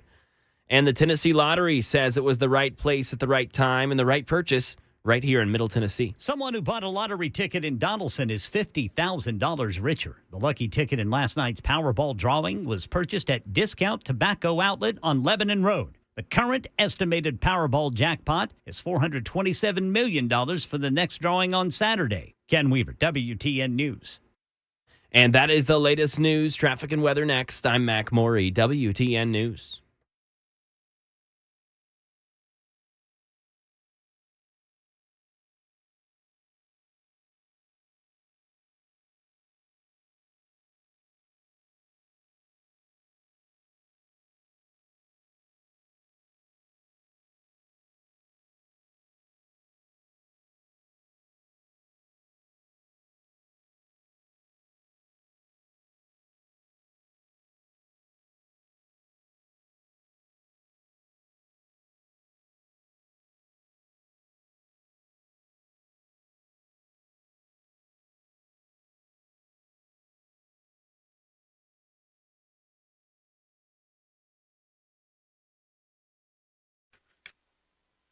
Let me tell you about the Wellness Institute of Nashville, a very proud sponsor of the drive, and we are so glad to have them as one of our sponsors. They've got a big deal going up for you right now. If you are feeling pain, you need to call this number, 615-246-5009. That's the number to call. And what you're going to find is that they will set you up for an appointment. And right now, a big special for all you patriots out there in honor of the upcoming Independence Day holiday. The Wellness Institute of Nashville, Dr. Kevin Mitchell, Dr. Ashley Mitchell, offer the Patriots and Conservatives a June special. Your first appointment, $17.76. It includes a consult, x-rays if needed, or you have an x-ray, bring it in. You have an MRI, bring it in. They will discuss a healing treatment plan. And if you mention your favorite host, and we know who that is, right? Just mention my name, then you'll get an additional 10% off all future services. Listen, I've been through the spinal decompression. You should know they have a thing that they do for knees as well. Very similar, gently elongates the knee, allows the healing treatment to get down to the tissues deep below. Yeah, and I think you're going to find that it's a great place, a classy place, and a place that will take good care of you. 615-246-5009. Learn more about all the things they can do for you at the Wellness Institute of Nashville by going to their website, painisbad.com.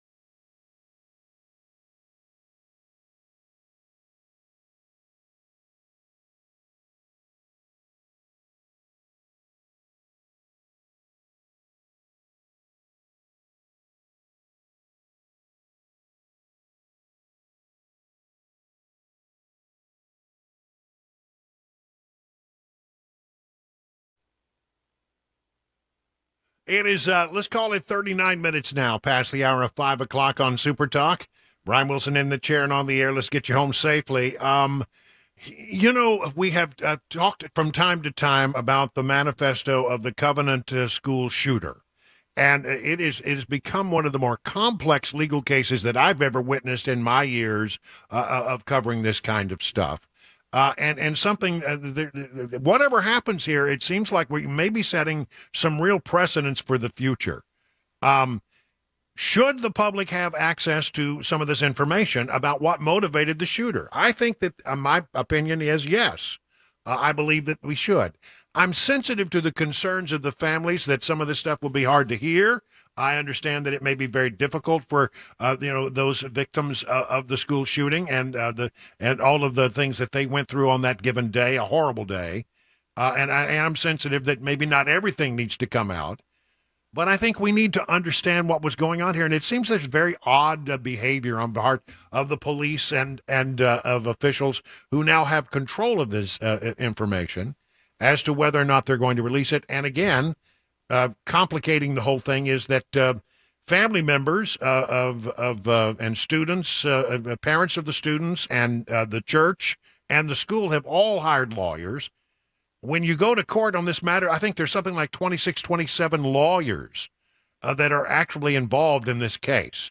One of them is John Harris with the Tennessee Firearm Association, who has been very good to help us understand, what is going on and where things stand.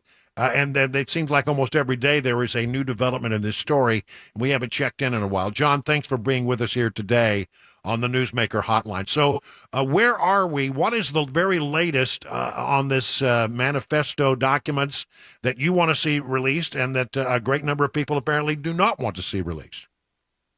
The newest development in this matter is a ruling that came down from the Tennessee Court of Appeals yesterday. And what's been happening since last week is the trial court had ordered that the parties file their declarations, basically their affidavits or proposed testimony, starting on this week. And the parties have been doing that, and there have been a bunch of these things filed with all different kinds of perspectives being asserted. And the issue that's been really troublesome over the last couple of weeks to just keep track of is the extent to which it's appropriate for intervenors, and that is the group of individuals that's the school, the church, the parents of the children and the families at the school. We've added as amicus parties, which is not really an intervenor, but very similar in some respects. The district attorney has gotten involved. 4 other private schools have gotten involved. It just keeps piling on with people who are wanting to have some kind of say about whether or not these records are released. And what happened yesterday is the Court of Appeals has taken control of the case now. And they have issued an order that says, we're aware the trial court granted the intervention and that issue was appealed to us for our consideration as to whether or not that is something that ought to be allowed under state law. Right. They have now ordered that they will take that matter up, that they have put down an expedited briefing schedule that may set this thing to be heard, at least in the Court of Appeals, sometime this summer. I doubt seriously they'll get it scheduled, looking at the briefing schedule before the August 21 proposed special session.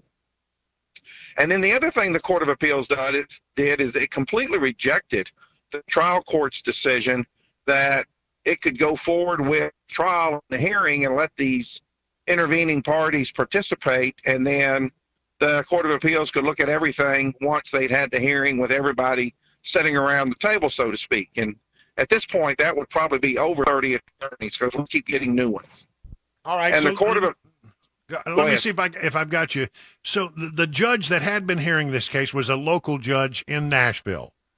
And that judge no longer really has any jurisdiction over the case whatsoever?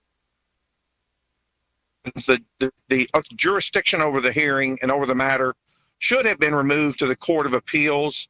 The trial court decided that she was going to move forward with the trial, even though there had been an appeal filed. And the Court of Appeals yesterday said, "Oh no, you're not. This, you've got, you shall not conduct any further activities in the case until we rule on at the Court of Appeals level this issue of whether or not all these other parties should have been allowed into the case."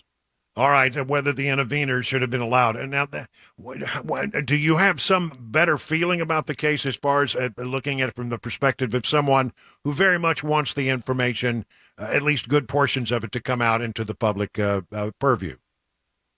I don't see that that's likely to happen, frankly, this year, because we go to the Court of Appeals. Let's say that they even take it up and hear arguments in August or maybe September. They may take 30, 60 days to make a ruling. They'll certainly send it back to some level to the trial court for hearings with or without the intervenors on whether or not even Metro's objections are valid. We're almost with a certainty, whatever she rules at that point will likely go up on appeal again. Yeah. Have you ever seen a case with this many lawyers involved in it? I can't ever recall one where there's so many disparate, different positions being represented by major law firms from around this area. I told one of the attorneys in the case recently, I've been practicing in Nashville for 38 years, and I've handled a wide variety of cases all the way to the United States Supreme Court. And I told him, I said, walking into court the other day when we had a hearing, I said, this is almost like one of the old Bar Association meetings where the entire Nashville law ensemble shows up. I said, the only thing that's missing is the bar, because there are literally that many of them there. Yeah, and so my experience teaches me only one thing, and that is with that many lawyers involved, it is immensely complex. So many different appeals and motions and records and lawyers involved that this thing is probably not going to go anywhere for a year. And I'm very concerned about the precedent that this may set. Because one of the more unique things about this is that apparently the family, the mom and dad of the shooter, decided that that information that is currently held by the Metro Police and by the TBI and I guess by the FBI and others, all of the manifestos, the journals, etc., that they don't really belong to them, that they belong to the family, and the family wants to assign them to a group of parents that represent students who are at the school. That is a highly unusual legal argument. Do you think that is going to stick? Well, that's never been seen. And let's assume for the moment, because that has, in fact, that is occurring. There are documents that have been filed to indicate that the parents are in the process of and have attempted to convey the ownership of their daughter's stuff, including her writings, to a trustee for the benefit of all of the families that were involved in the Covenant School at the time of the shooting. So the theory behind that appears to be, because it's referenced in the documents that have been filed with the court, that they would be conveying the copyright interest in these documents. Well, we've been having open records issues in this country for, decades, if not centuries now. And let's assume that the person that wrote the manifesto lived and survived. It is bizarre to think that that person, if they're still alive and they technically have the copyright interest in the documents they wrote, could somehow block those records from news media access while they're in the possession of law enforcement. Because the Open Records Act, it says, government, whatever's in your possession, we want to see it, unless it's somehow protected by a statute or other doctrine. And copyright's not one of them. Well, so many very novel legal ideas being thrown about. It's sort of interesting to see which of them might stick and which one of them might not stick. But it seems like to me this is a case, the way I look at it, potentially could go all the way to the Supreme Court. And whatever happens, there could be some real interesting precedents set with this one, because we're hearing arguments that I have never heard in what is basically at its core a FOIA request, a Freedom of Information Act request. Absolutely. And you brought this up the last time we talked. there's literally more attorneys representing the intervening and amicus parties in this case trying to block this stuff from ever being available to the public than there are attorneys representing the people who requested the documents and the attorneys representing the government who said, wait a minute, there's a pending criminal investigation, so we don't want to give them to you until that's up. Yeah, and to me, the unspoken part of this, John, is it seems to me, is why are they so interested in keeping this from coming out? What is it that they think that is in there that they do not want to come out? I mean, I can understand that it might be emotionally difficult for the families, but that's true in any of these cases.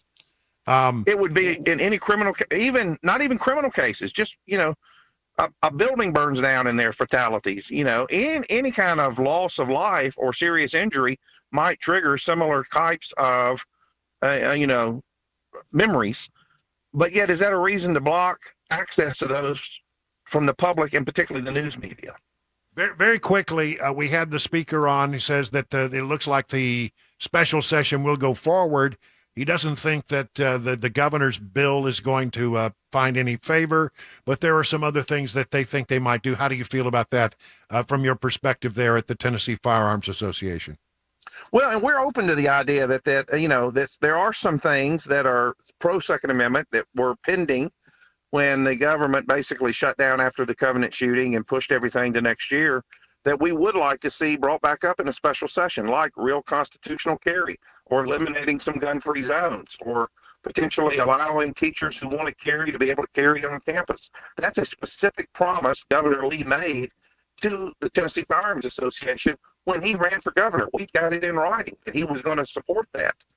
And so there are things we think could be done in the special session, but we would not support in any shape, form, or fashion, like Speaker Sexton said, a red flag law or any type of law that would impair Second Amendment rights.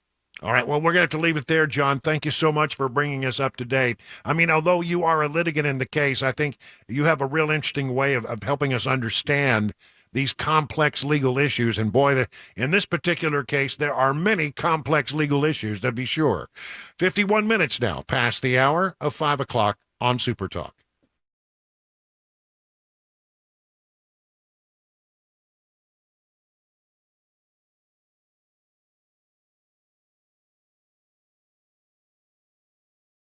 Hey folks, Paul Winkler here. When we get to retirement, what do we want to do? We want to go and kick back, right? But we also want to take an income from our investment portfolios. And there are a lot of common myths that I hear about how do you take an income from an investment portfolio. One is that people will get into, this was really big a few years ago, really big, real estate investment trust. Now, real estate gets rented and it kicks off an income, and then you have some kind of dividend that's paid, and because the REIT has to pay out most of the dividend, it's a great way to take income in retirement. But what happens, like what happened recently, when all of a sudden the properties go unrented? What happens to your income? Bye-bye, it's gone. Another thing that I see is this: people buy stocks or stock mutual funds that are dividend paying, and what we'll do is we'll live off the dividends. Well, what is the dividend? It's part of the earnings of the company. So you got the earnings of the company, right? And then what happens is the company may pay out some of the dividend, and they call that a dividend when they pay it out, or they may retain some of it, and it's called retained earnings. Well, the problem is this: what if the company's earnings go down, just like the real estate investment trust up here? What if the earnings go down? What happens to your dividend? It goes away. All of a sudden, it's bye-bye to your retirement income. So what do we want to do? We want to diversify way better. If you look at the academic research on investing and how to take income from a portfolio, quite often what it is saying, okay, I'm going to have some money in various asset classes. Large companies, small companies, value companies, growth companies, international companies, short-term bonds and intermediate bonds, and so on and so forth.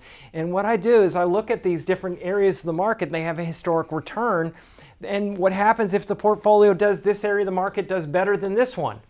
Well, in that particular year, I'm going to take income from this part of the portfolio. Then the next year, maybe this area does better than everything else. I'll take income from there. So what I'm doing is diversifying, which is an age-old concept. I mean, good grief, Nobel Prize winning concept of investing. And I actually apply it to taking income from a portfolio. So why is it that we often see this kind of stuff? It's because of the fees and the commissions and all of the incentives to sell you things that maybe aren't in your best interest. And a lot of advisors, you look at it, they aren't held to a fiduciary standard. In other words, they don't have to keep your best interest first. Paul Winkler Inc., we hold ourselves voluntarily to that standard, and we actually disclose it in our disclosure brochures. So if you want to know more about what we do and learn more and educate along the way, go to paulwinkler.com.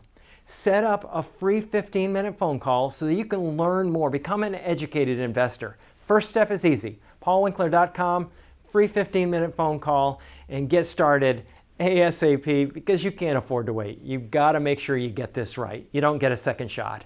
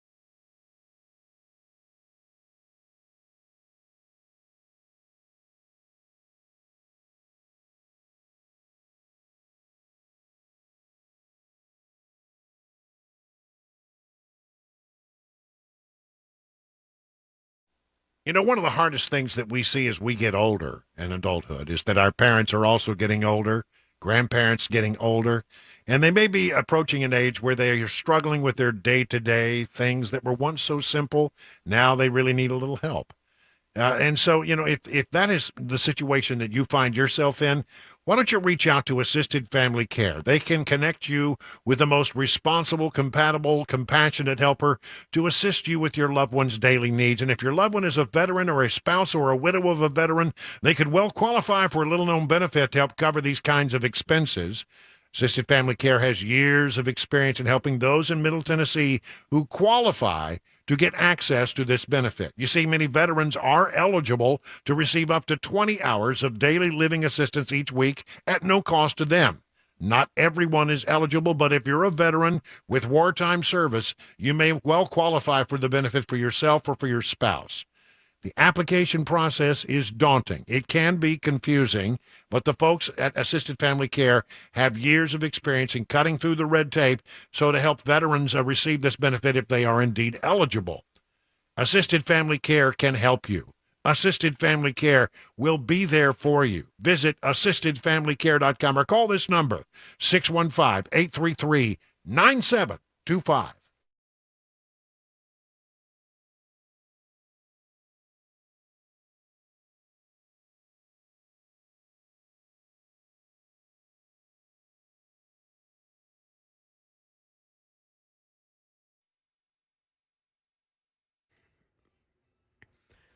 Six o'clock. I'm Mac Morey with your top story. 76 degrees, a little cloudy. That sun trying to poke out here. We're still expecting some possible thunderstorms here later on tonight. Full weather forecast and a traffic report coming up. Tennessee GOP lawmakers received some letters at Cordell Hole with a white powdery substance inside. This sparked the Nashville building to be evacuated. Speaker of the House Cameron Sexton came on the drive today on WTN and said firsthand what happened. The Nashville fire and hazmat teams and the highway patrol were all contacted, and then they came in and cordoned off the whole block almost and shut down Cordell Hole and investigated and took samples of the letters, and then took all the evidence. And I think my understanding now is the FBI has now handed over the investigation to the FBI, and now they're leading the investigation over the letters that were received today. The speaker says he's not seen this letter, but he reports it's, quote, jumbled. He said it seems only a few members of Republican leadership received these letters, and it's been said to possibly be related to the Covenant school shooting and the subsequent special session that was called by Governor Lee. Sexton said today that he expects a special session to still happen and thinks some things can be fixed and discussed during that. Channel 4 says that the lawmaker's press secretary is saying that these threats come from a, quote, liberal activist. And a Titan submersible update. All 5 people on board the Titan submersible are now believed to be dead after pieces of that craft were found on the sea floor on Thursday. Here's Alex Stone. Paul Henkin is an underwater salvage expert helping the Coast Guard in the effort. He says the debris on the ocean floor is clearly from Titan. The initial thing we found was the nose cone, which was outside of the pressure hull. We then found a large debris field. The debris about 1,600 feet off the bow of Titanic. The Coast Guard believes Titan suffered an implosion, likely on Sunday. There was no chance of survival. And some crime here in Tennessee. Murfreesboro police say they've arrested 2 people for running over a police officer during a traffic stop Tuesday night. 22-year-old William Kress was arrested yesterday by Shelbyville police. Police say he was actually the person driving the car when it ran over the Murfreesboro officer's foot and knocked the officer to the ground. But Kress and 2 other passengers later got out of that car. Officers pulled it over to find 22-year-old Carrie Champion driving it, and police are charging her with filing a false report. Kress, the alleged actual driver, facing many more charges, including aggravated assault on a first responder, felony evading with substantial risk of injury or death, and driving on a suspended license. Both will be in court August 21st. Meanwhile, the officer who was injured was released from the hospital and is recovering at home. Ken Weaver, WTN News. And that is the latest news. Traffic and weather are next. I'm Mac Morey, WTN News.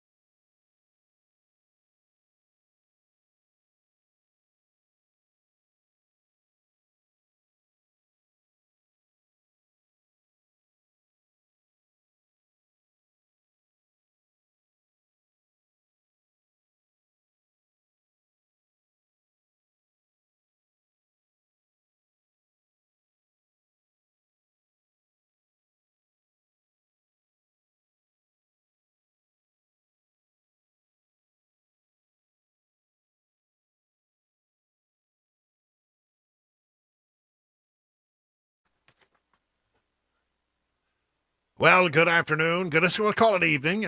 I don't know why I always do that. Evening. Good evening, everyone. 7 minutes now past the hour of 6 o'clock. Hour number 4. We'll kick along here until 7 o'clock. Then we'll hand it over to Mark Levin, the great one. See what he's got on his mind today. So much stuff that we want to cover here. New stuff that's coming out late this afternoon that you haven't heard before. So bear with us for a moment. You know, we are radio. We are not TV. And sometimes there are things that happen that we have to talk about that really, honestly, you need to see the video to understand what has happened. And one of those things happened today with the President of the United States at the Oval Office. One of those things you have to see rather than hear. And let me see if I can explain it to you, and then I'm going to tell you how you can actually see it for your own with your own eyes so that you can look it up and make your own judgment about it. You know, it seems like the guy can't get on the world stage, any stage, without really making some kind of really boneheaded mistake or falling face flat on or tripping on a sandbag or whatever it is. Yeah, that's what I am. I'm Mr. Wise Guy. And you know what I have to say to that? I say right here. Hush up, boy. Hush up, boy. All right, so you have a state visit. In Washington, you know, there's few things that have more pomp and ceremony than a big state visit.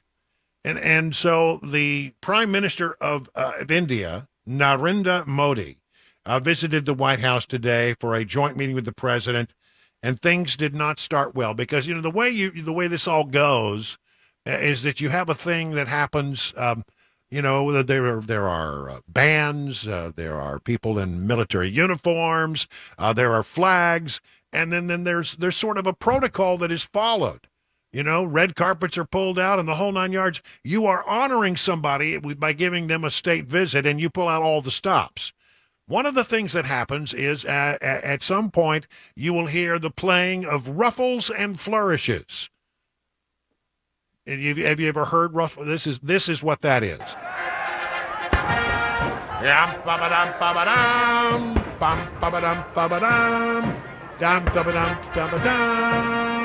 Now, sometimes after playing ruffles and flourishes, it goes into "Hail to the chief, the president, he's your chief and he's your buddy." I mean, whatever that is, you know, "Hail to the chief." I don't think there are any words. And I don't think that would be the words. Those are words. I would just, you know, but sometimes you get "Hail to the chief." But in a state visit, there is the playing of the national anthems. So you don't, when you're president of the United States and you play the national anthem, what are you supposed to do? Put your hand over your heart, right? Everybody's supposed to hand over heart. And so you don't do that for the ruffles and the flourishes, but Biden did. It's almost like he was jumping gun. They started playing ruffles and flourishes, and he went ahead and put his hand over his heart, as if you know, he was honoring the president's own Marine band. And right there he is, standing there with his hand over his heart. Except that what happened next was they didn't play the U.S. national anthem, the Star-Spangled Banner. What they did was they decided they would play, I guess it's the way it's always done, the Indian national anthem. So he's standing there, he's got his hand over his heart, and they start to play this.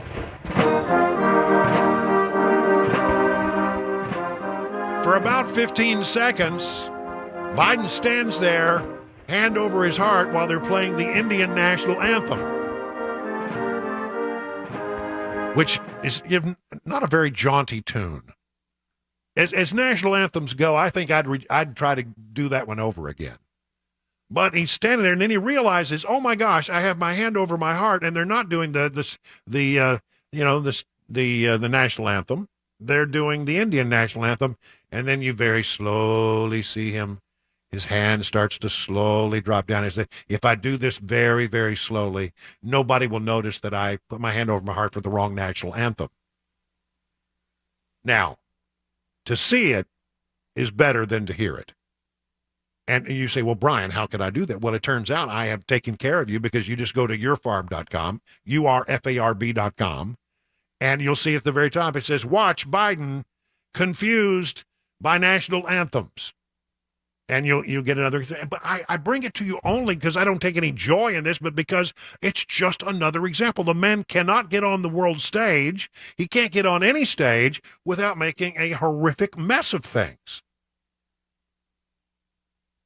You're president. Go to yourfarb.com, find the link to yourfarb.com at 997WTN.com. Just again, an embarrassment every time he shows up. Kamala Harris, by the way, are we ready for this? Could you do this for me again one more time?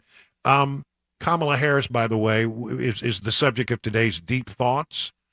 Because ever so often we like to just say, Kamala, just dazzle us with your brilliance. So here are Deep Thoughts with Kamala Harris. Today, she talks about, and I'm not making this up, frogs. So there are 2 pots of water and 2 frogs. And in one pot, you put the frog in the water and you slowly turn up the heat. And that frog's just hanging out as the heat just slowly gets hotter to the point that that water starts to boil and that frog perishes. In the other pot of water, you first turn up the heat real high. The water's boiling, you drop that frog in, he'll jump right out. The lesson there, as far as I'm concerned, don't be that first frog. What is the lesson there? I'm sorry. Don't be that first frog. Well, you don't want to be the I don't think you want to be either frog in this story. Neither one of these things sounds particularly good to me if you're the frog. But there you have it. Deep Thoughts with Kamala Harris. Don't be that first frog. Wow. This, ladies and gentlemen, we got a president of the United States who doesn't recognize the national anthem. And we got a vice president who likes to tell stories about frogs. Don't be that first frog. Don't be that first frog. What a mess. What a mess we have.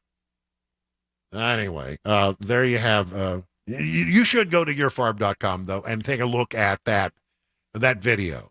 Because when he goes a full 15 seconds before he recognizes, I'm standing here with my hand over my heart for the wrong national anthem.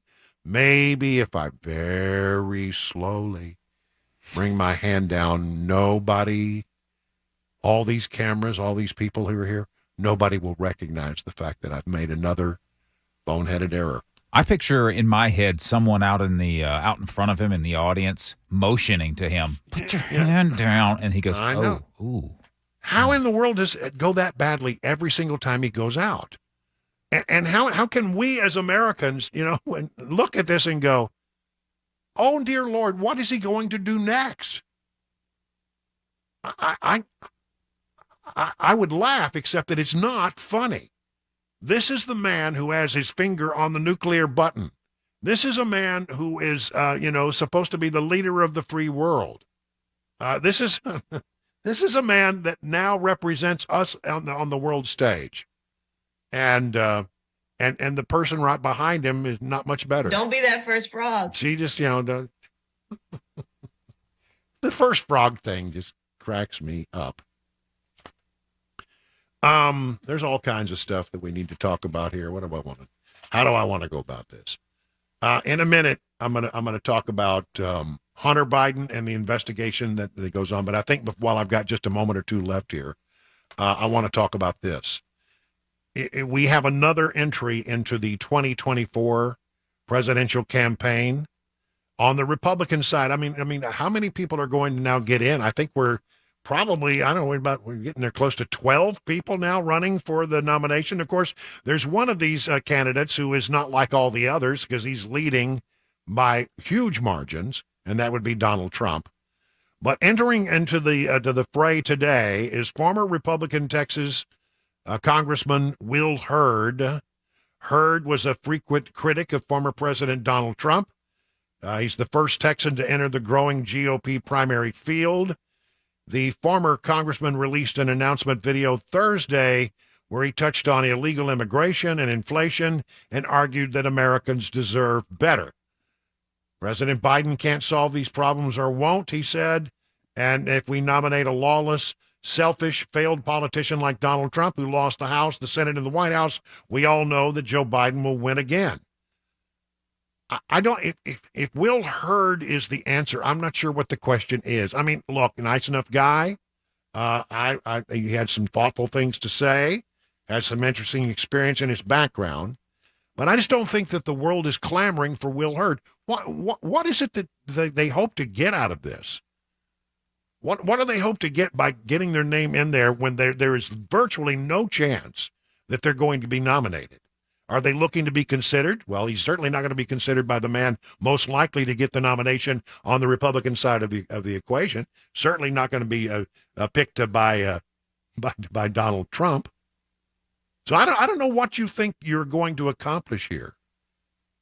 I heard it was said one time that every member of the House, every single member of the House believes that they would be a totally awesome senator for their state. And every senator absolutely 1,000% convinced that they could be the leader of the free world. They could become the president of the United States. So maybe that's what it is. It's just ego. I don't know. But I'm telling you, with that many people out there, many people who don't like Donald Trump, and I think Donald Trump's got it. I think unless something big happens, he's leading by 30 points over DeSantis. Doesn't seem like anybody's going to be able to reach out and do anything to slow him down. And the more that the Democrats attack him, the stronger his numbers look. Absolutely the case. So I don't know how that's all going to play out, but one way or the other, it seems to me that we've got a lot of people running who have zero chance of becoming the nominee, and I'm not quite sure what their game is. Not quite sure what it is that they hope to accomplish. 20 minutes now past the hour of 6 o'clock on Super Talk 99.7 WTN.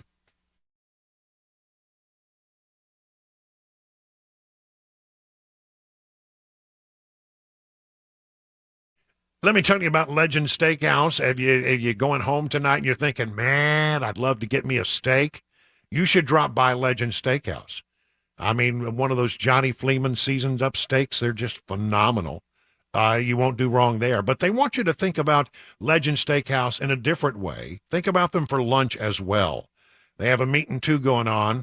One meat, 2 country-cooked vegetables or casseroles, served with cornbread muffins and yeast rolls. When we're talking about the meats, of course, that's where you start. You talk about your meat. Well, fried pork chops, Smoky Mountain meatloaf, fried catfish, slow-cooked pot roast with gravy. And then the sides, all kinds of sides. 14 vegetables and casseroles to choose from. Broccoli casserole, turnip greens, bourbon glazed apples, fried green tomatoes, potato casserole. This is just good home cooking the way your mama used to make it. And in fact, these recipes came from Johnny Fleeman's mom. He borrowed his mother's cookbook over 30 years ago and just never gave back the recipes. Multiple locations across Middle Tennessee. It's good food at a fair price. For those of you in Davidson County, check out the Smyrna location, just off Almaville Road, open 7 days a week for lunch and for dinner. So go to legendsteakhouse.com for locations or to order online. A local Tennessee company, been around for some 34 years. I think you're going to love your next visit to the Legend Steakhouse.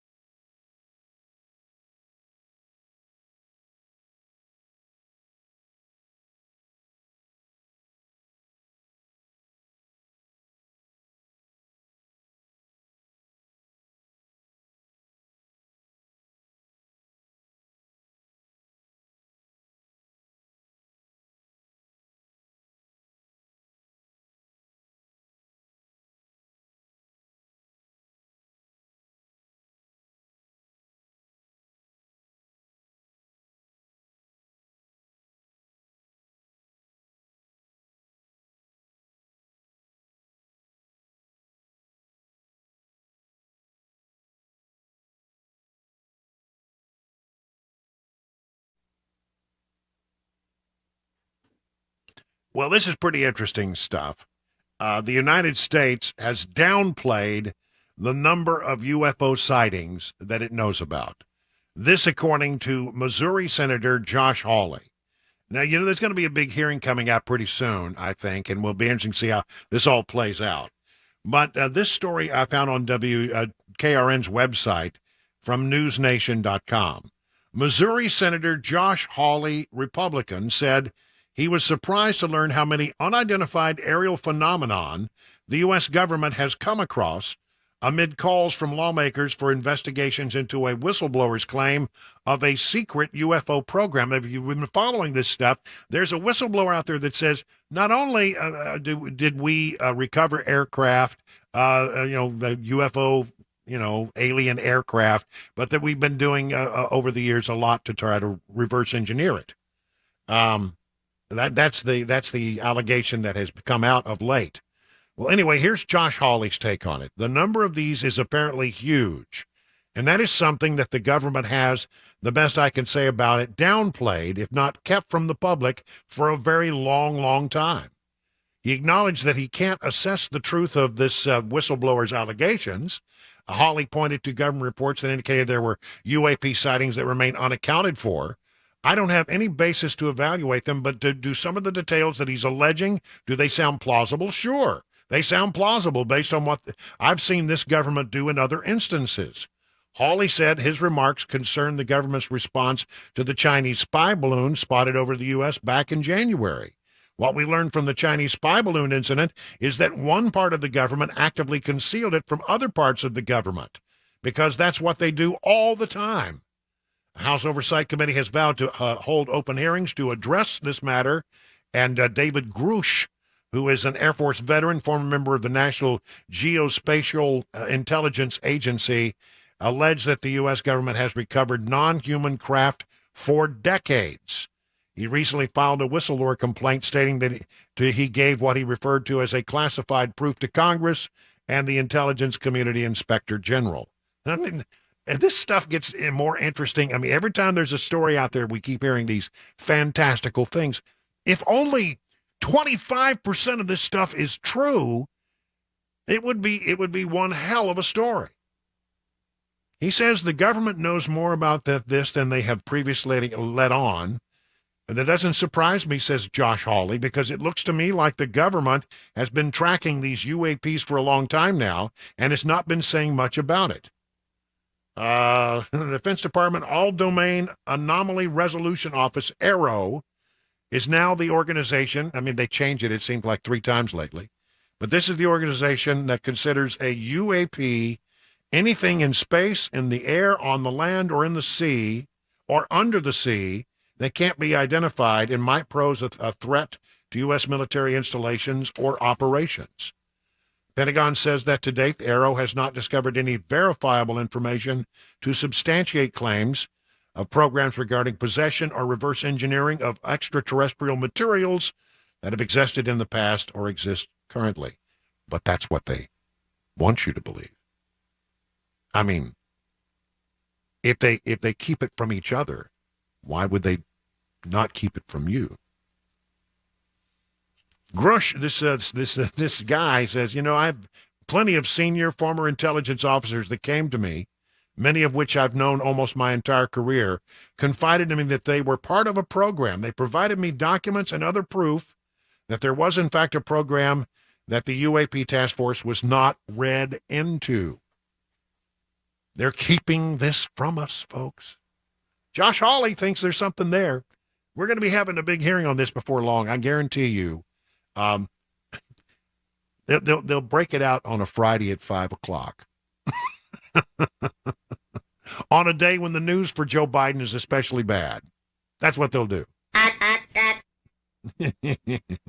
It's 30 minutes now past the hour of 6:00 on Super Talk.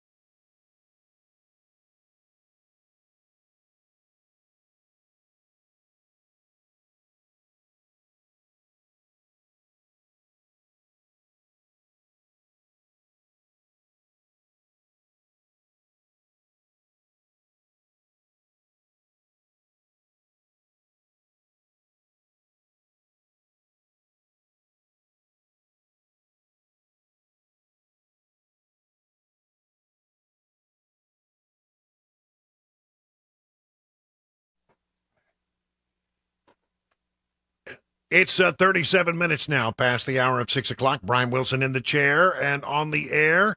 Hey, Chris, you know what? You know who I got to meet face to face today? I'm sorry. I got to push the button. Who's that? I got to meet Pete Hegseth. I mean, we nice. talk to him all the time, but I've never actually met the guy. And so he was doing a Fox and Friends thing down at the Pancake Pantry this morning, and I was downtown for very cool. for a doctor's appointment, and I swung by to say hello. The man has impeccable skin. Really? I've never seen more impeccable skin on a human being in my life. I mean, that doesn't come across on the TV, but I mean, beautiful skin. They don't even have to put makeup on him, huh? No, I mean that it's perfection. You didn't stare, did you? I couldn't help. No, but a good turnout there. I think some of our folks probably we found out he was going to be down there yesterday, and he mentioned it. And I think some of our folks showed up down there to say hello. So very cool. It was good to say hello to Pete. And again, we love having him on Wednesdays at 4:35. He just appears out of we never have to worry. That's right. We never even talk. We just know that at 4:35 he will call the number. Yep. He's very reliable. Very, yeah. And beautiful skin. Just saying. I don't know. All right, that's kind of creepy. Listen, if you ever meet him, you'll not be able to look at it and not go, wow, how do you get your skin to look like that? And I don't know. A little strange, but okay. I mean, I know it's weird, but I'm telling you, it's the first thing that struck me about the guy. Anyway, enough on that. If we keep talking about him like that, he will not be showing up That's at 4:35 next Wednesday. That's for sure. Couple of serious stories, and then we will move on to some fun stuff as we take our last hour before we hand it over to Mark Levin, the big one. This is the story that's developing today. This version from the Daily Wire. You know, we got this whole thing with Hunter Biden where he gets a slap on the wrist for the gun charge and for the tax charges. And then there's this. 2 IRS whistleblowers have come forward to allege to Congress that President Joe Biden's Department of Justice buried evidence implicating Hunter Biden's tax crimes. Representative Jason Smith, Republican of Missouri, made the announcement during a press conference on Thursday, saying that U.S. Attorney David Weiss tried to bring charges against Hunter Biden in 2 different jurisdictions last year, but was denied both times. Smith said that Weiss sought to be appointed as a special counsel in the case, but was denied. The IRS whistleblower pushed for felony charges to be brought in the case after Hunter Biden allegedly skipped paying millions of dollars in taxes on more than $8.3 million in income. $8.3 million, that guy. Now, what in the world was... What?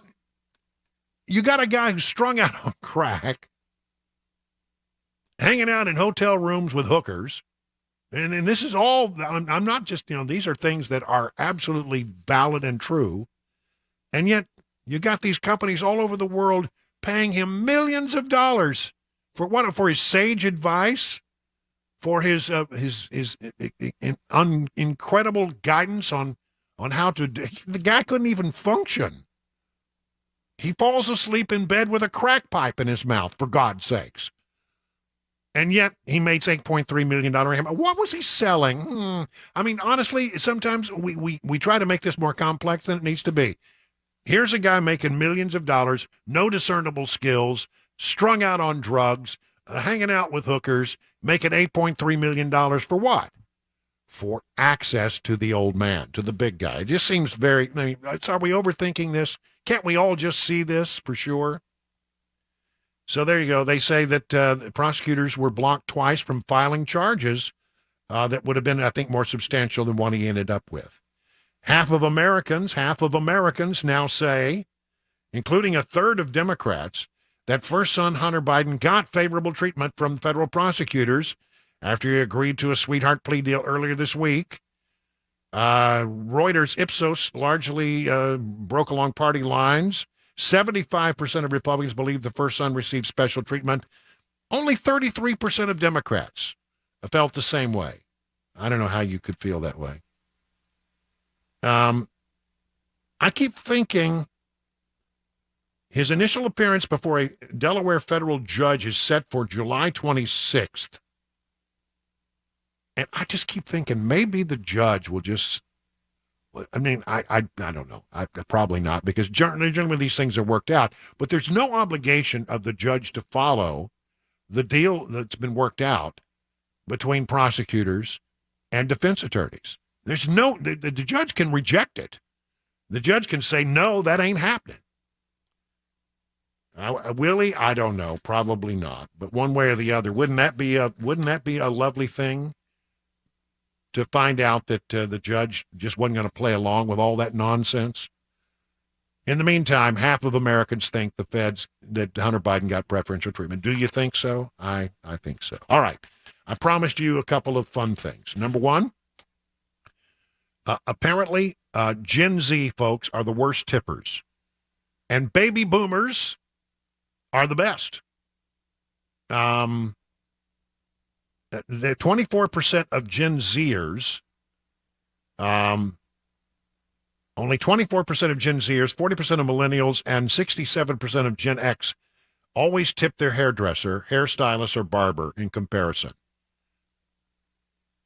I always feel like when I go to get my hair cut, they say the more personal the service, the higher the tip. I tip my barber pretty well. I always like to leave my barber with a pretty good tip. Because you know what? I don't want to get a bad haircut. You find somebody who can, you sign something. Well, and there's some questions about this one, but one way or the other. No, I'm sorry. I'm just that was just a cheap shot. You get a good haircut. That's valuable. Guys got to have certain things in life. You got to have a good mechanic. You got to have. Yeah. I'm finding more and more that you got to have a good electrician. Mm-hmm. If you find, and you need somebody who can cut your hair, and if you find these things, you hold on to them. That's true. Yeah. All right. Got to do what you got to do. You don't want to mess around and, get a bad haircut. But anyway, apparently the uptake of this whole article is that if you are Gen Zer, you are cheap. Zoomers aren't big tippers, but the big boomers are. I am technically a boomer. Okay, boomer. I know. I mean, I think I'm on the cusp of almost one not of the being last, a boomer. right? Yeah. I'm like, I think I barely qualify, but I do. At least that's my story, and I'm going to stick with it. Now, some fun stuff. We've been telling you that Dolly Parton has a new album coming out that is called, it's going to be a rock and roll album. She got inaugurated into the Rock and Roll Hall of Fame. She tried to get out of it, and they said, no, Dolly, you will be in the Rock and Roll Hall of Fame. And she said, well, okay, then I'm going to go out and do me a rock and roll album. It's supposed to come out later this year, I think in December. I think I'm correct. But one way or the other, it is with some of the greatest names in rock and roll, and I can't wait to hear this. But we get a little taste of it now. That's right. This is a song called Bygones. It's from that album. Debuts at number 1. Dolly Parton's new rock song, Bygones.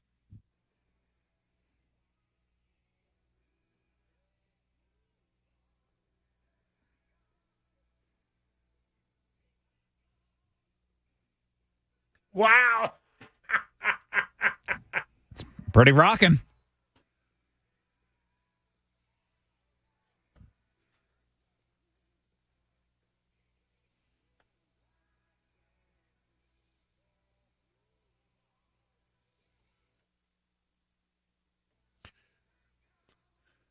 Well, that's pretty driving right there. Featuring the legendary Rob Halford of Judas Priest. Wow, pretty good stuff. And listen, I think she actually has a voice that can work in rock and roll. You wouldn't think of Dolly Parton as being a rocker and a roller, but because she also does Coat of Many Colors, and she can do a lot of things. And Jolene. All that kind of stuff. But, I mean, this stuff, I think it's going to be, I can't wait to get this album. I also found this one that was released on her YouTube page the same day. It's a cover of Heart's Magic Man featuring Ann Wilson. Ooh. And this is not bad either. Okay.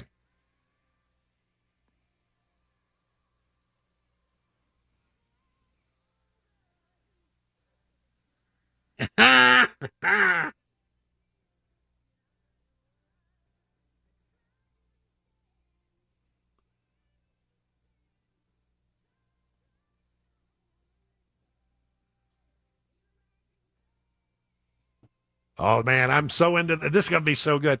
Apparently, about half the songs are new songs, and half of them are just good old rock and roll covers. Yep.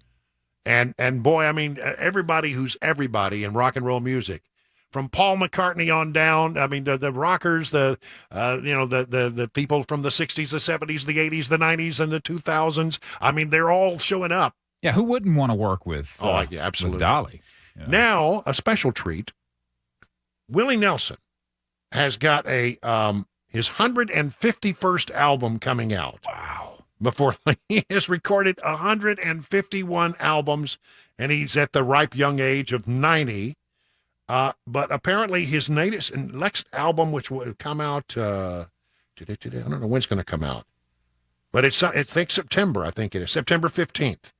And it's, guess what? Willie Nelson doing bluegrass. Mm-hmm. Now, I'm all about this. You know, I love me some bluegrass, and I love me some Willie Nelson. How can this not be good? Here is a song called You Left Me a Long, Long Time Ago, an advance sampling from his bluegrass album, which will be released on September 15th.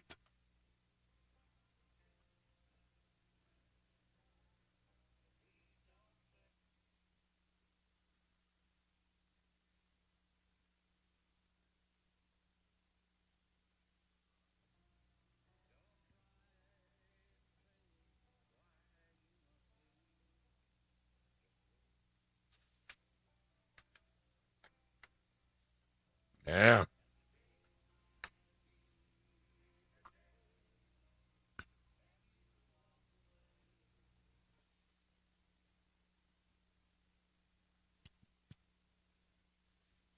Yeah. Well, I'm all about that. That's for good sure. stuff. Yeah. I mean, how many times do you actually go out and buy albums now? I mean, I think the way it works now is that, most people take this stuff and they download it, right? Oh, yeah, definitely. Yeah, but I mean, apparently these things are going to be available on vinyl. They're going to be available on CD. You can download them. You can do all that. These are. I'm probably going to go out and buy the vinyl. This Willie one, I will definitely want to have on vinyl. I will say that for sure. Yeah, just because it fits what I like to listen to on vinyl. Willie and bluegrass and Dolly Parton playing rock and roll. What's the world coming to? I don't know, but I like it. I like it. It's 50 minutes now past the hour of 6 o'clock on Super Talk 99.7.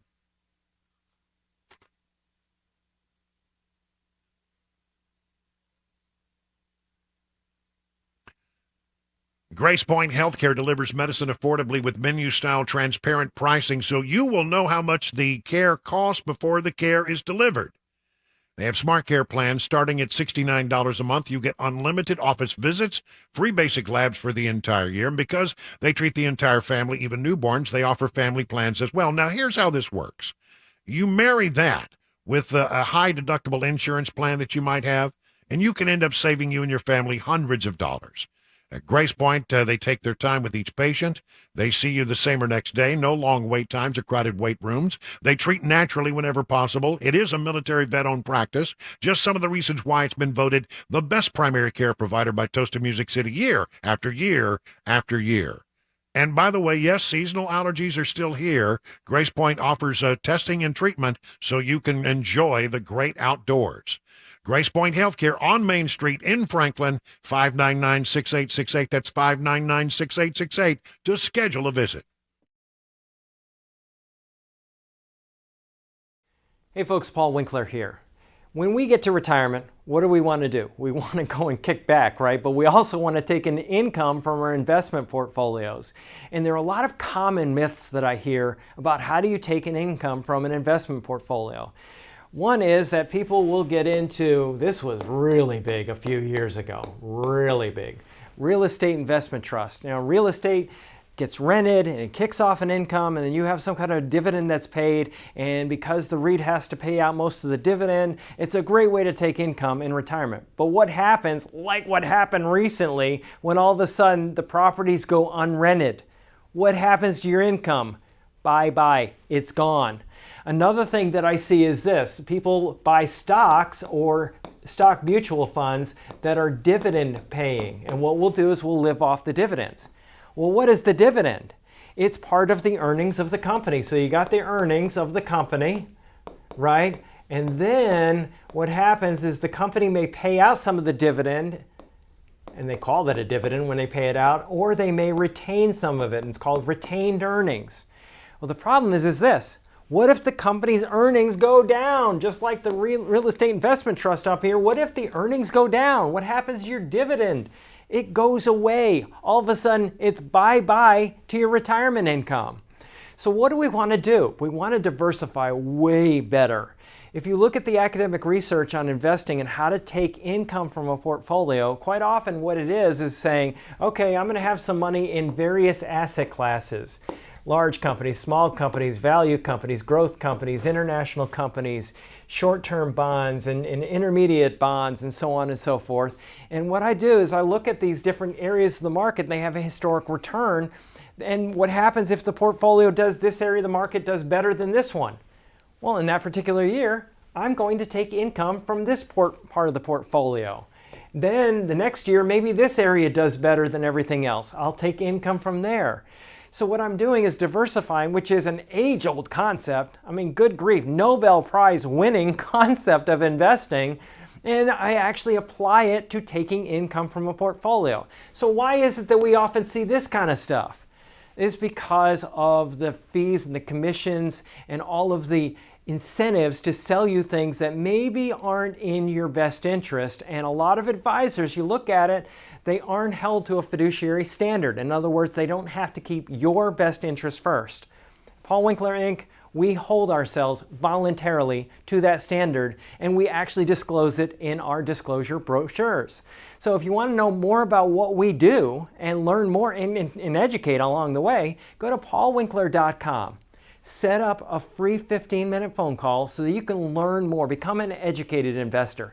First step is easy. paulwinkler.com, free 15-minute phone call, and get started ASAP because you can't afford to wait. You've got to make sure you get this right. You don't get a second shot.